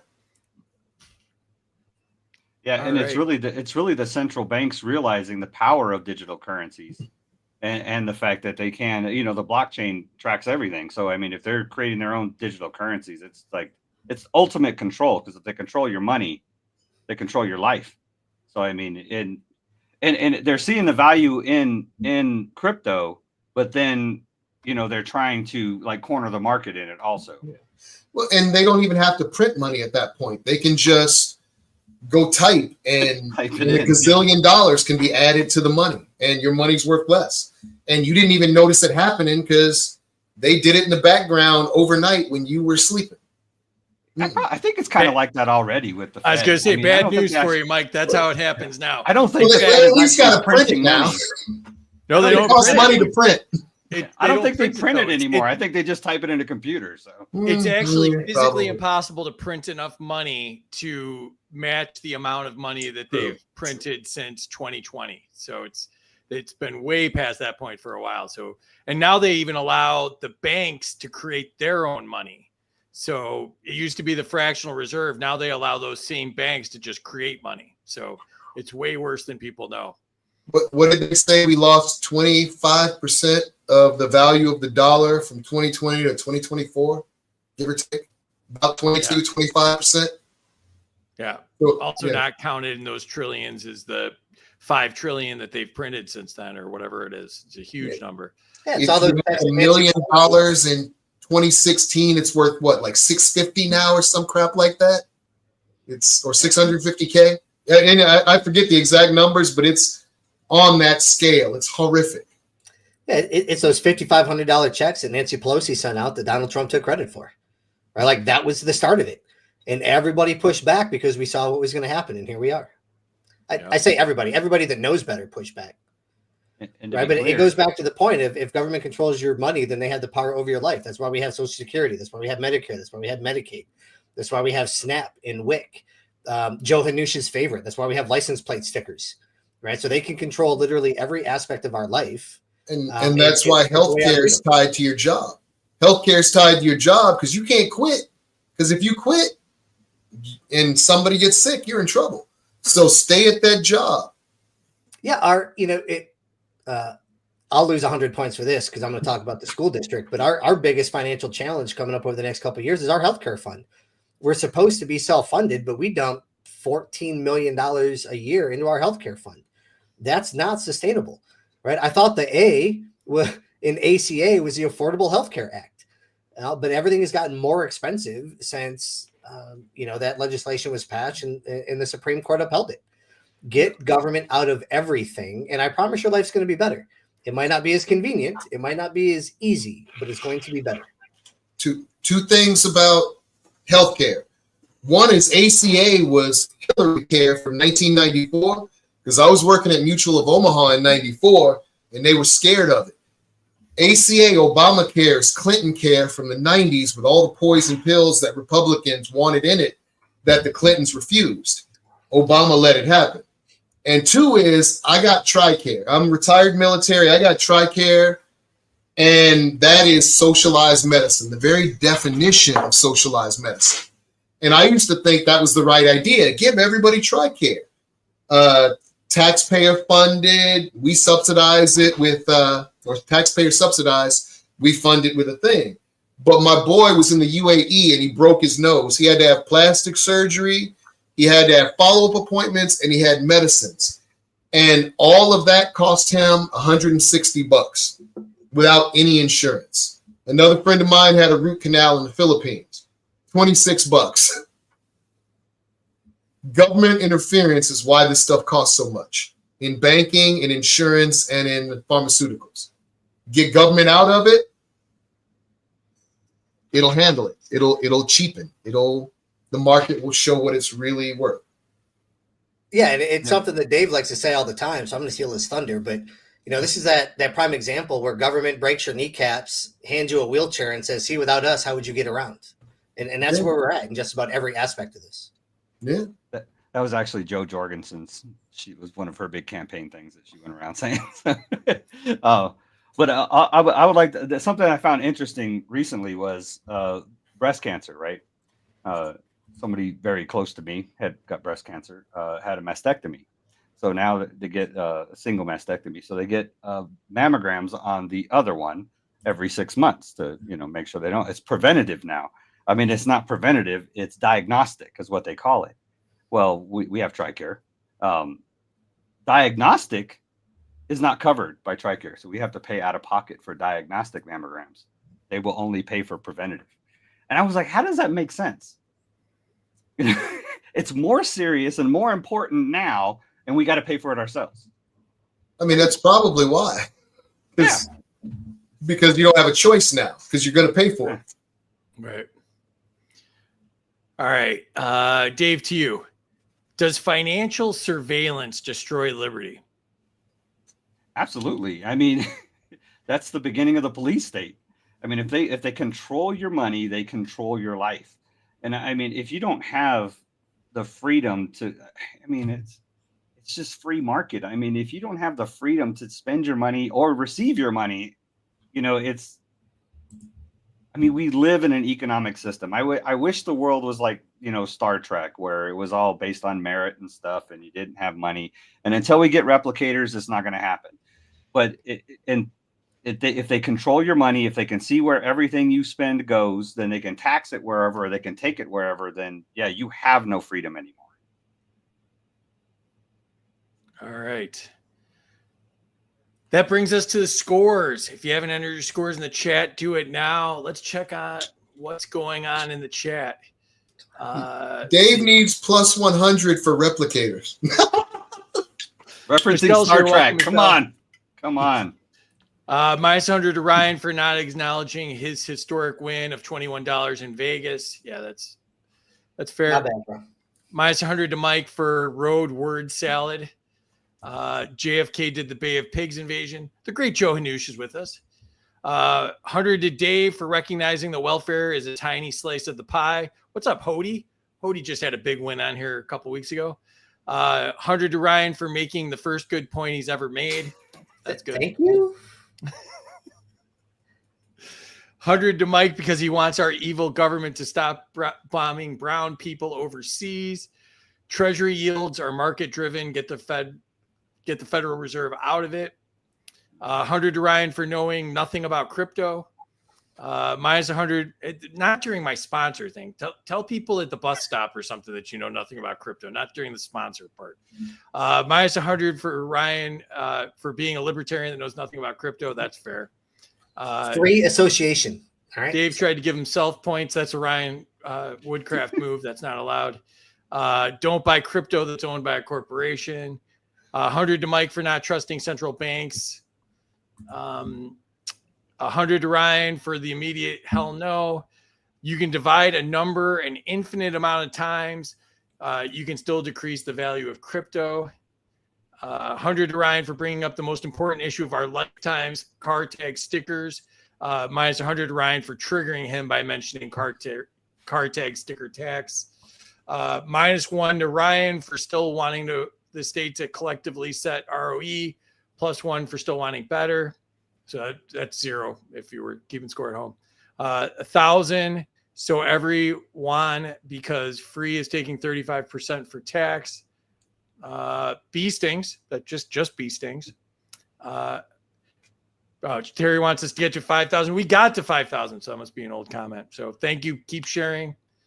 Non-accidental medical expenses around 5 trillion a year. The Nobel Prize lecture in physiology and medicine showed we can use cell targeting technology to cure these ailments. Scientific is trying to get us all to watch 2-hour Nobel Prize lectures, and nobody's doing it. Literally, no one's going to do it. 1,000 to Zeno. Excellent. Thank you, Patty.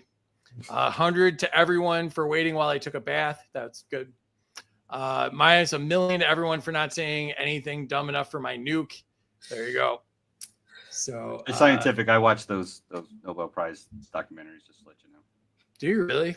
All right, Yeah. so send us directly to Nobel Dave, Prize in scientific. Medicine in 2016 went to a Japanese doctor for his study of autophagy. Oh God. Yeah. That's my proof. Oh my God. Carl, if you don't follow Dave yet, you're missing out. You guys would get along great. Yeah. Good news is Dave never posts on social media, so I don't have to hear about it. Michelle thinks this is cool. Thank you, Michelle. All right, so let's see where we're at score-wise here. Mike's still with the big lead, 2201. Dave with 1,500. And Ryan's clawed back a little, like 300 points since then. I'm going the wrong way, guys. I gotta. So, all right. Do we have time for one more round? Yeah, we're at like 90 minutes. Let's go fast through one more and see where we end up. I want to see if Ryan can end up in negative 4-digit territory. So, Do you want me to use my Larry Sharp or my Maj Tour answers? Like what kind of quick are we talking here? neither of those would be, yeah. All right. Ryan, you, transparency and accountability in war.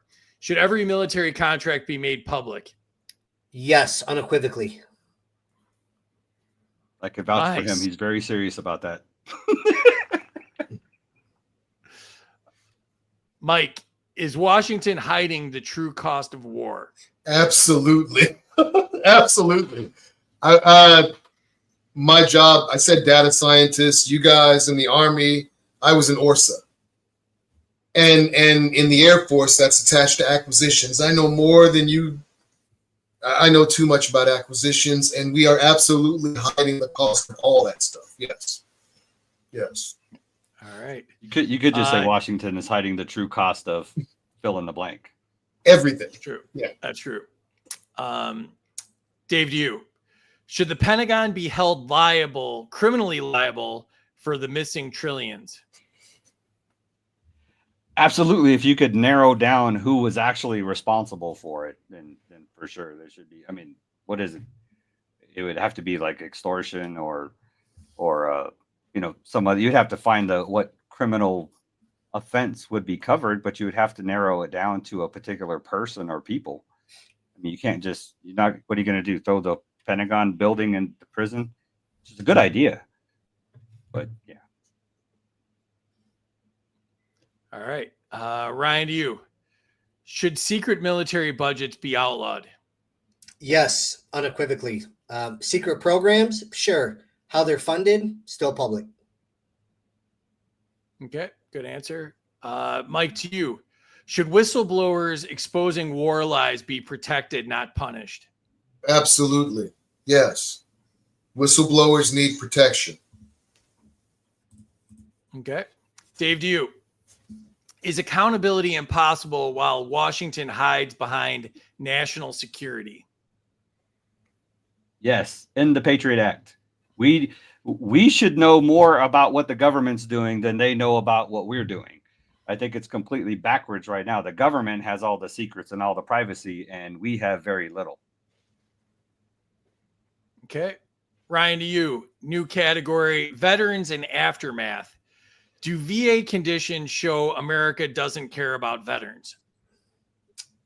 I'm going to play devil's advocate here. I actually like the way I'm being treated by the VA right now. And so from a selfish perspective, I don't think it's not as bad for me as it is for others. Now, that doesn't diminish how bad it is for others in other regions. And there's a lot of work that Veterans Affairs needs to do to get that up to standard, or figure out a way to privatize what they're doing so taxpayers aren't subsidizing it. A little pushback though, dude, the VA, the amount of accidents and maltreatment and mistreatments and malpractice that they have, everybody points at it and goes, it's horrific, until you look at civilian hospitals and their number of accidents and their level of malpractice and infections and things like that. The VA is actually world-class medicine, and it's billions and billions of dollars that the civilian healthcare companies are trying to get rid of. Do not let them take your VA system away from you, gentlemen. Stay in it and join the DAV, join the Veterans of Foreign Wars, join the Legion, and protect the benefits that we have, because that's one of the few things I actually agree that the government should pay for. If you did time in the shit, pardon my language, you should be paid for it. And if they got millions of us that need to be paid, vote for better politicians that don't put millions of people to war. Pay what you owe. I agree with that 100%. The problem with the VA is not the people or the practice. The problem with the VA is the bureaucracy. It's the politicians controlling medical care. If we could get the politicians out of it and let veterans control it, let us simplify it. Let's just make it easier. We could make it less expensive. But yeah, I don't agree that the VA should be defunded. I use it too. I'm telling you, we have one of the worst VAs in the country in El Paso, and the people are outstanding. The bureaucracy and how it's funded and where the money goes and stuff is just ridiculously stupid.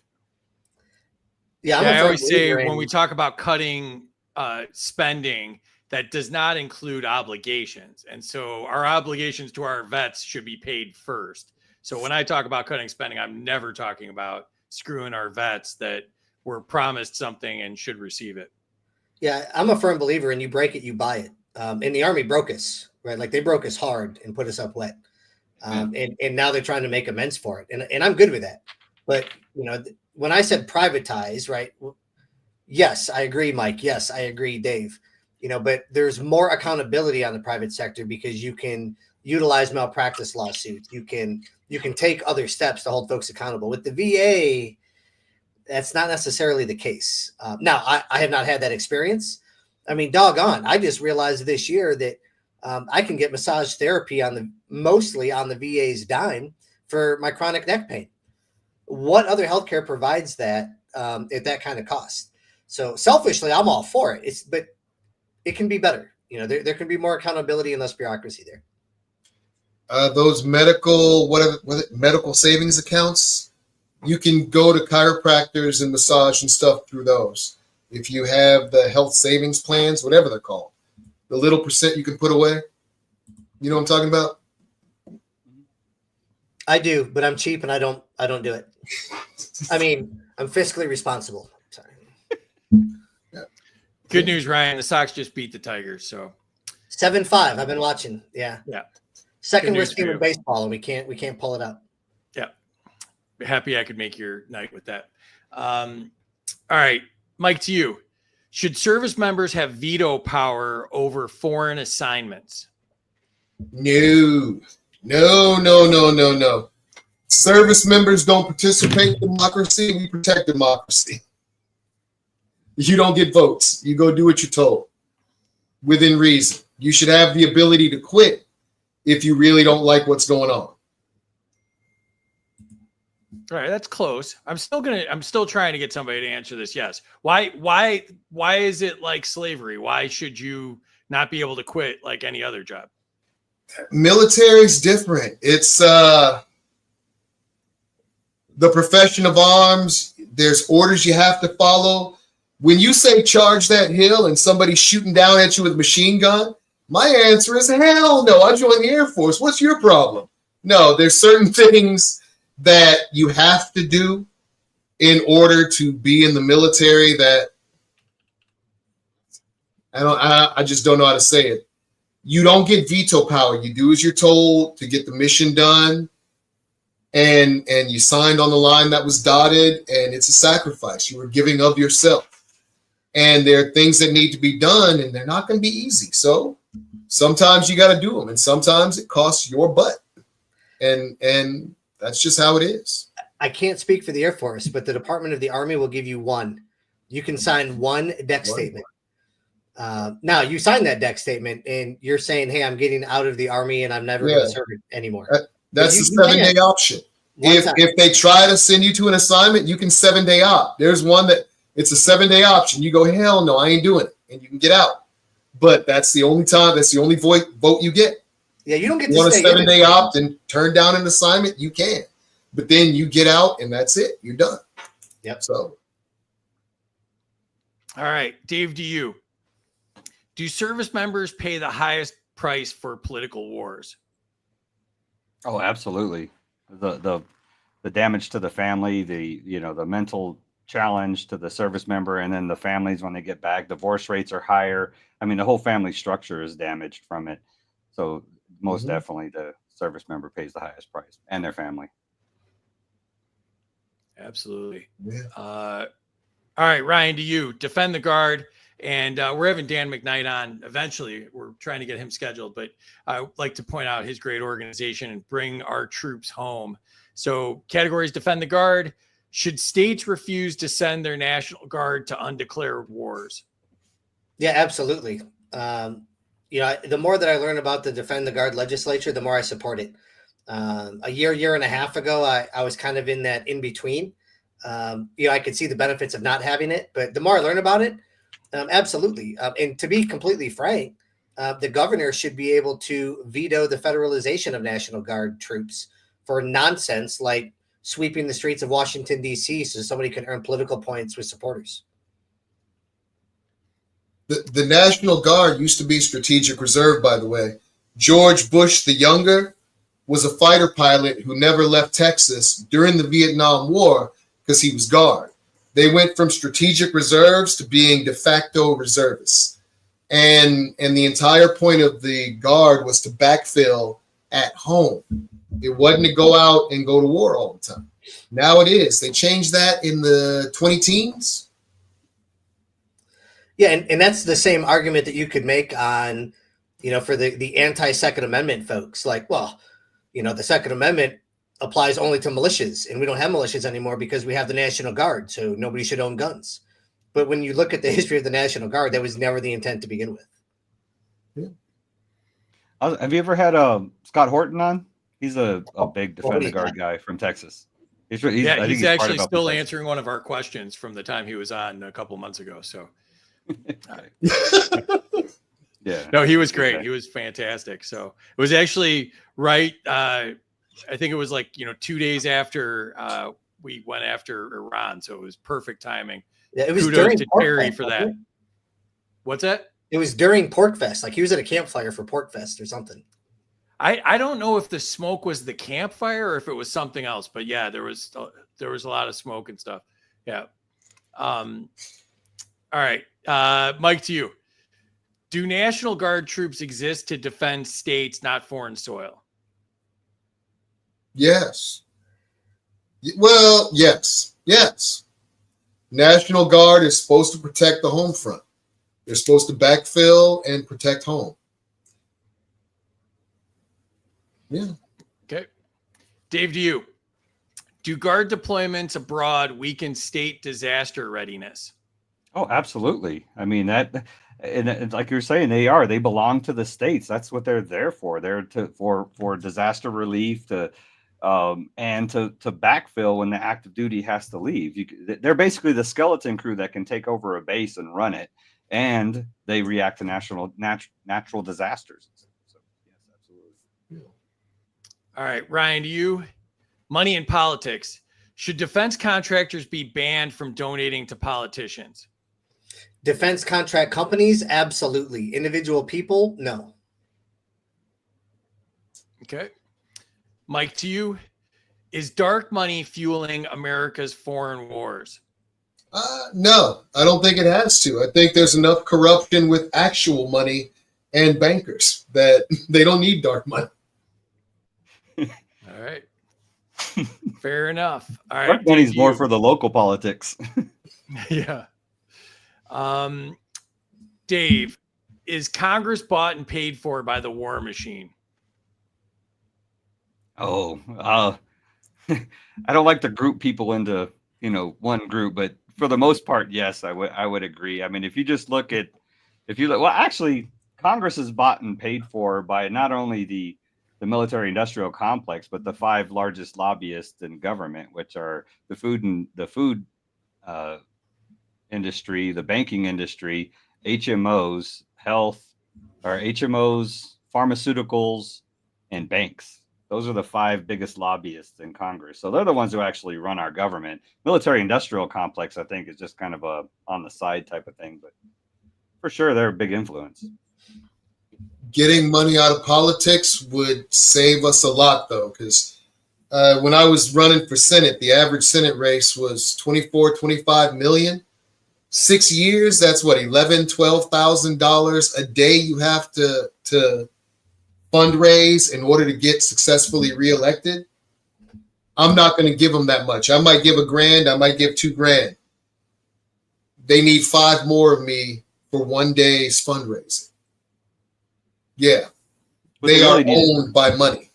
What they really need to do is eliminate PACs. Get money out of politics completely. And I don't know how you do that.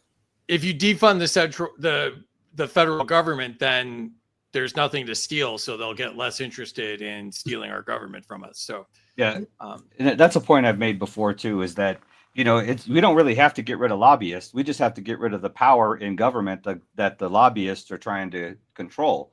So if you remove the government's ability to regulate, then most of those companies won't have anything to lobby for. So you've just pulled that money out of government. Now you have a more representative government. Absolutely. All right, Ryan, to you. Category is militarization of policing. Should cops be stripped of military surplus gear? Yeah, absolutely. Oh, I teed this one up for you. This was like one of my favorite quotes from you is this one. Let's try this again. I'm gonna hit the rewind button real quick. Should cops be stripped of military surplus gear? I was trying to go fast because we're running out of time. Yeah, absolutely. When you start looking at the militarization of our local police forces, it's less about protect and serve and more about overwhelming firepower and applying that firepower into cases that it doesn't belong. I'm not sure exactly which quote you're referencing from me, but this is not an anti back the blue. This is not an anti law enforcement stance. This is I don't need my school district's police department to have MRAPs. There's no need for that. So yeah, take it away. It was the quality of the gear joke that you always tell. Well, I mean, anything that's military grade is the cheapest thing on the market anyways. I mean, I wouldn't want my law enforcement officials to have it, but the only reason to militarize the police is if you're trying to subdue the population. Very true. All right, Ryan, that was terrible. So I'll take credit for that. Minus 100 to me for teeing you up for a joke that wasn't funny. So I was trying to go fast, man. Yeah. The Tigers loss is really weighing on you, and now you got a bad Michigan season ahead of you. There's a lot of problems going on. So, all right. I will say the thing that would really fix a lot of the problems we have in the police with police, or the back the blue thing and everything, is if we would get police back in the communities, like engaging with the public in more positive ways, and so that every time you see a police officer isn't a negative engagement, that you have more positive engagement. Agreed. Yep. Mike, to you. Should SWAT raids be outlawed for nonviolent crimes? Yes. Yes. I bet you the Tigers wish they got slow pitches. I mean, like there are that. very few things I think SWAT should be going out and doing. SWAT is for reacting to like those guys that had military grade equipment when they were robbing the bank out in LA. That's what SWAT's for. Going out and stopping idiots who come at you with assault weapons. And I'm sorry to say assault weapons. I understand there's no such thing. But you know what I mean. You're running around with an AR. You're robbing a bank. SWAT should respond to that. I'm not sure they should respond to somebody, selling drugs or whatever. Yeah. Okay. Dave, do you trust cops with drones armed like soldiers? No. I mean, cops have enough trouble identifying friend from foe on the streets. Now you're going to give them military grade drones and expect them to be able to tell whether, it's a toy gun or a real gun. That's a very scary concept right there. I'm here to scare. Ryan, to you. Categories local governance. Should states nullify federal laws that overstep? 100%. 100%. I mean, I'm a 10th Amendment kind of guy. Unequivocally, yes. Okay. Jury nullification. Jury Bingo. nullification. A jury has a right to nullify any law or conviction that they deem to be unjust. Should have used it a lot in COVID. I wish people would have. Absolutely. Mike, to you. Do local governments serve citizens better than Washington?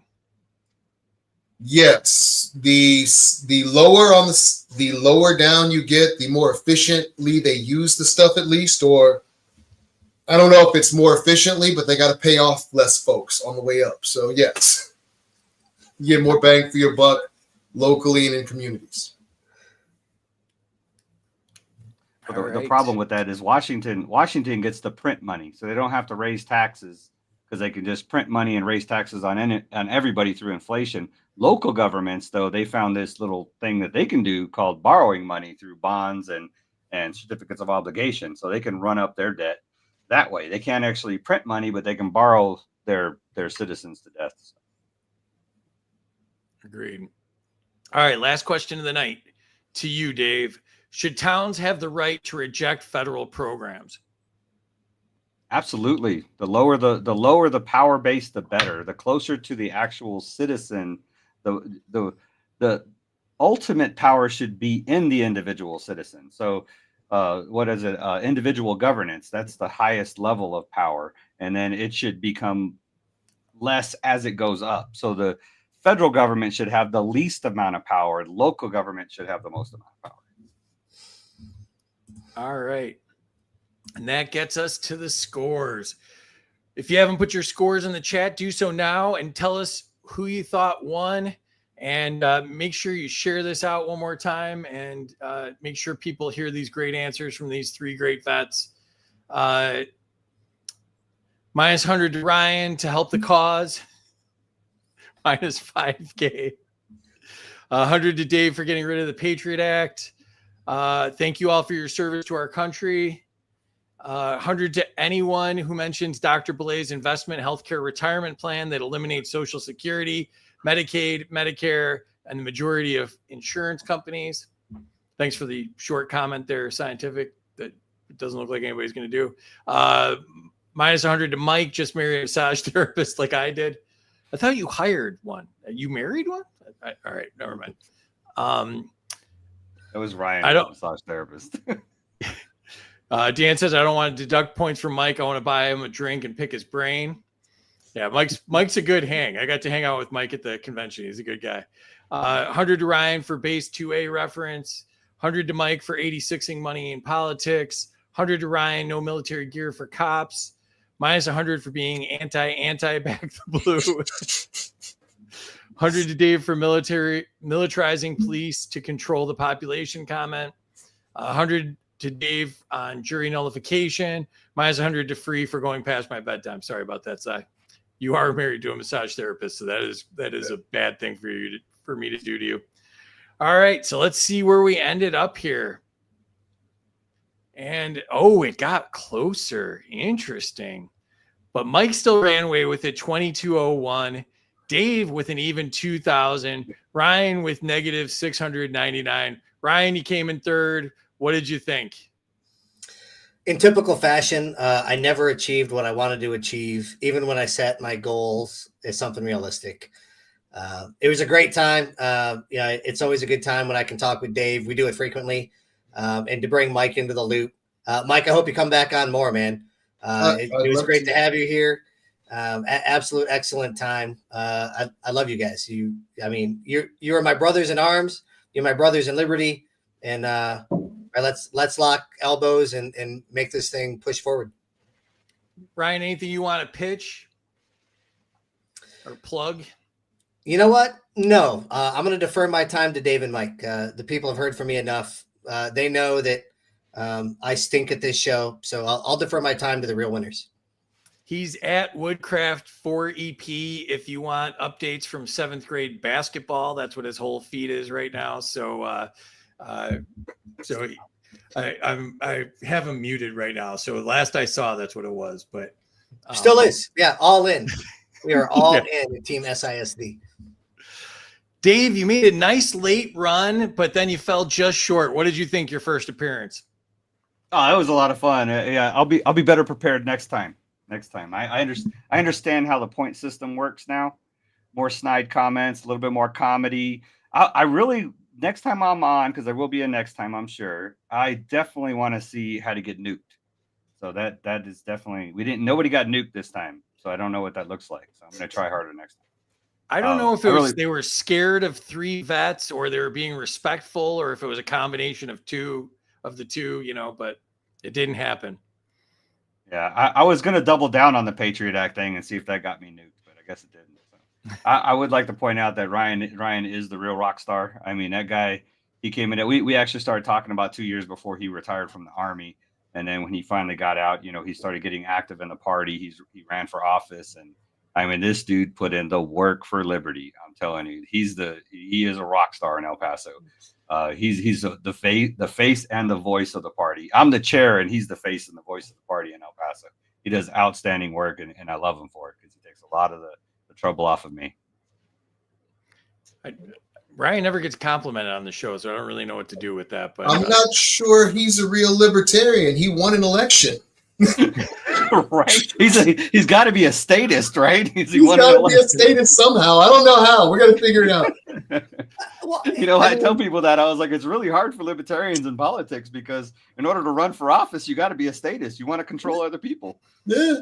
So I don't know. He won. And so Dave's, we got up here the EPTXLP account. He's also Dave Libertarian on X. As Ryan said, he doesn't post ever, so that's important information. You can go to the lplpaso.org website to donate. They're doing great work. They're fighting the fight down there. Good people. Hope to make it out there soon myself at some point. And Mike, your first appearance and the big win, what did you think? It was the most fun I've had on a Friday night with my clothes on. Thank you very much for having me. It was kind of awesome. I had a good time. That's great. And thank you for keeping your clothes on. If I could real quick. Yeah. I have a YouTube channel I used back in 2020 and I did a lot of little short they call them libertarian minutes. And if anybody wants to use any of them and share them around, I don't really do much on the YouTube channel anymore, but I think these little short videos I did have some value, so you could share that for me. Throw it in the chat real quick and I'll put it up. Okay. It's where is it? I don't see it. It might have gotten censored. It's in the StreamYard chat. Oh, I don't know how to do that. I can put it in the X chat. Terry will do it. You'll be all right. Yes, somebody's got to cut and paste it to the regular chat. So They may be the worst videos you've ever seen. I just want to warn everyone right now. They are Whatever. grade C trash with great messaging. God, never mind. I take that whole compliment back now. This guy's trash. Dave has ran into his one fan twice. He's a And Republican. forgot that he was his one fan from the first time. He's like, no, I have more fans. There was a guy at a restaurant once. And the guy's like, no, that was me. True story. True story. Oh my God. All right. Let me throw up here Mike's information. He's at Mike Scott, one word with the numeral 1, Mike Scott, one word. And there's lpmaryland.org up there as well. Great job, Mike. And I want to throw Terry back up here too. Terry, what'd you think tonight? You know, I loved it, Free. You know, I did. And if you guys don't mind, I'm going to throw this up while I'm on the screen because it doesn't matter to me. So here's your disabled American veterans at dav.org, or to donate, you can go to help.dav.org. So I wanted to make sure that got out there, and it, you know, was well known, and it will be in our post on the after show for the replays. And you guys were awesome. Dave, Mike, and Ryan. I'm going to do something I don't ever do, but here we go. Thank you, gentlemen, for your service from the bottom of my heart. I come from a military family, and I truly appreciate everything you guys have done. I don't care if it was peeling potatoes or on the front lines. It doesn't matter. Thanks to all of you very much. I appreciate it. I had a great time with you tonight, and I do look forward to doing it again. So thank you, everybody in chat. As always, you are the best. Awesome. And let me throw this up too. There's Dave's Libertarian Dave's YouTube channel, youtube.com at Libertarian Dave. And we got a really good endorsement. So everyone check that out. And perfect. So, and yeah, thanks for your service, guys. Thanks for coming on tonight. We like trying to put people on that there's a theme, and, you know, I think there's really nothing more important than talking to veterans about war, because you guys paid the price. Some paid the ultimate price, but, you know, we talked about the family hardships, the economic hardships, you know, the wear and tear, the long lasting effects, all those things. We don't hear about that in the media really at all anymore. And, you know, I think that should be front and center on our mind when we're talking about all these foreign conflicts. And, you know, even though so much of it can be done by drone or whatever, it's still murder and mayhem and lots of bad stuff going on. So you know, we really appreciate you guys sharing your opinions, your thoughts, and your knowledge about all this. I learned a bunch tonight. I hope the chat did as well. And so thank you again. And thank you to everybody in the chat. You guys make this so much fun, except for Chris's question. I didn't really appreciate that at all. But everything else was great. And we really appreciate you all. And we'll be back Tuesday. Who do we got on Tuesday, Terry?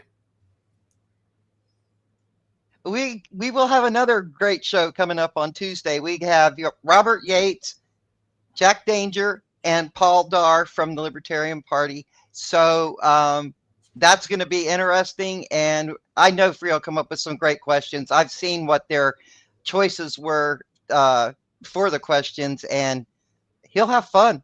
I guarantee it. So come and see us on Tuesday. Awesome. LP Texas own Paul Dar. Come Yes. on. Yes. And I was his official photographer at Freedom Fest. So every picture he posts, I say I took that. So I'm in his comments. So Terry, he may be a foot shorter than you are on camera as well. So we're going to have to adjust. No, I'm here to tell you guys, I doubt very seriously if he's a foot shorter than me. I am short, period. no, not a chance. Absolutely not a chance. I stood next to both of them this summer. I would say Paul Dar had the toughest job on Select. which is our state libertarian executive committee, because he had to report to us everything that was happening at national from 2020 on. So, oh man. So go easy on him, guys. All right. Hang out for a second, guys. I'm going to end the stream. Appreciate you all. Join us Tuesday, 8 p.m. Eastern. Thanks, everybody, and have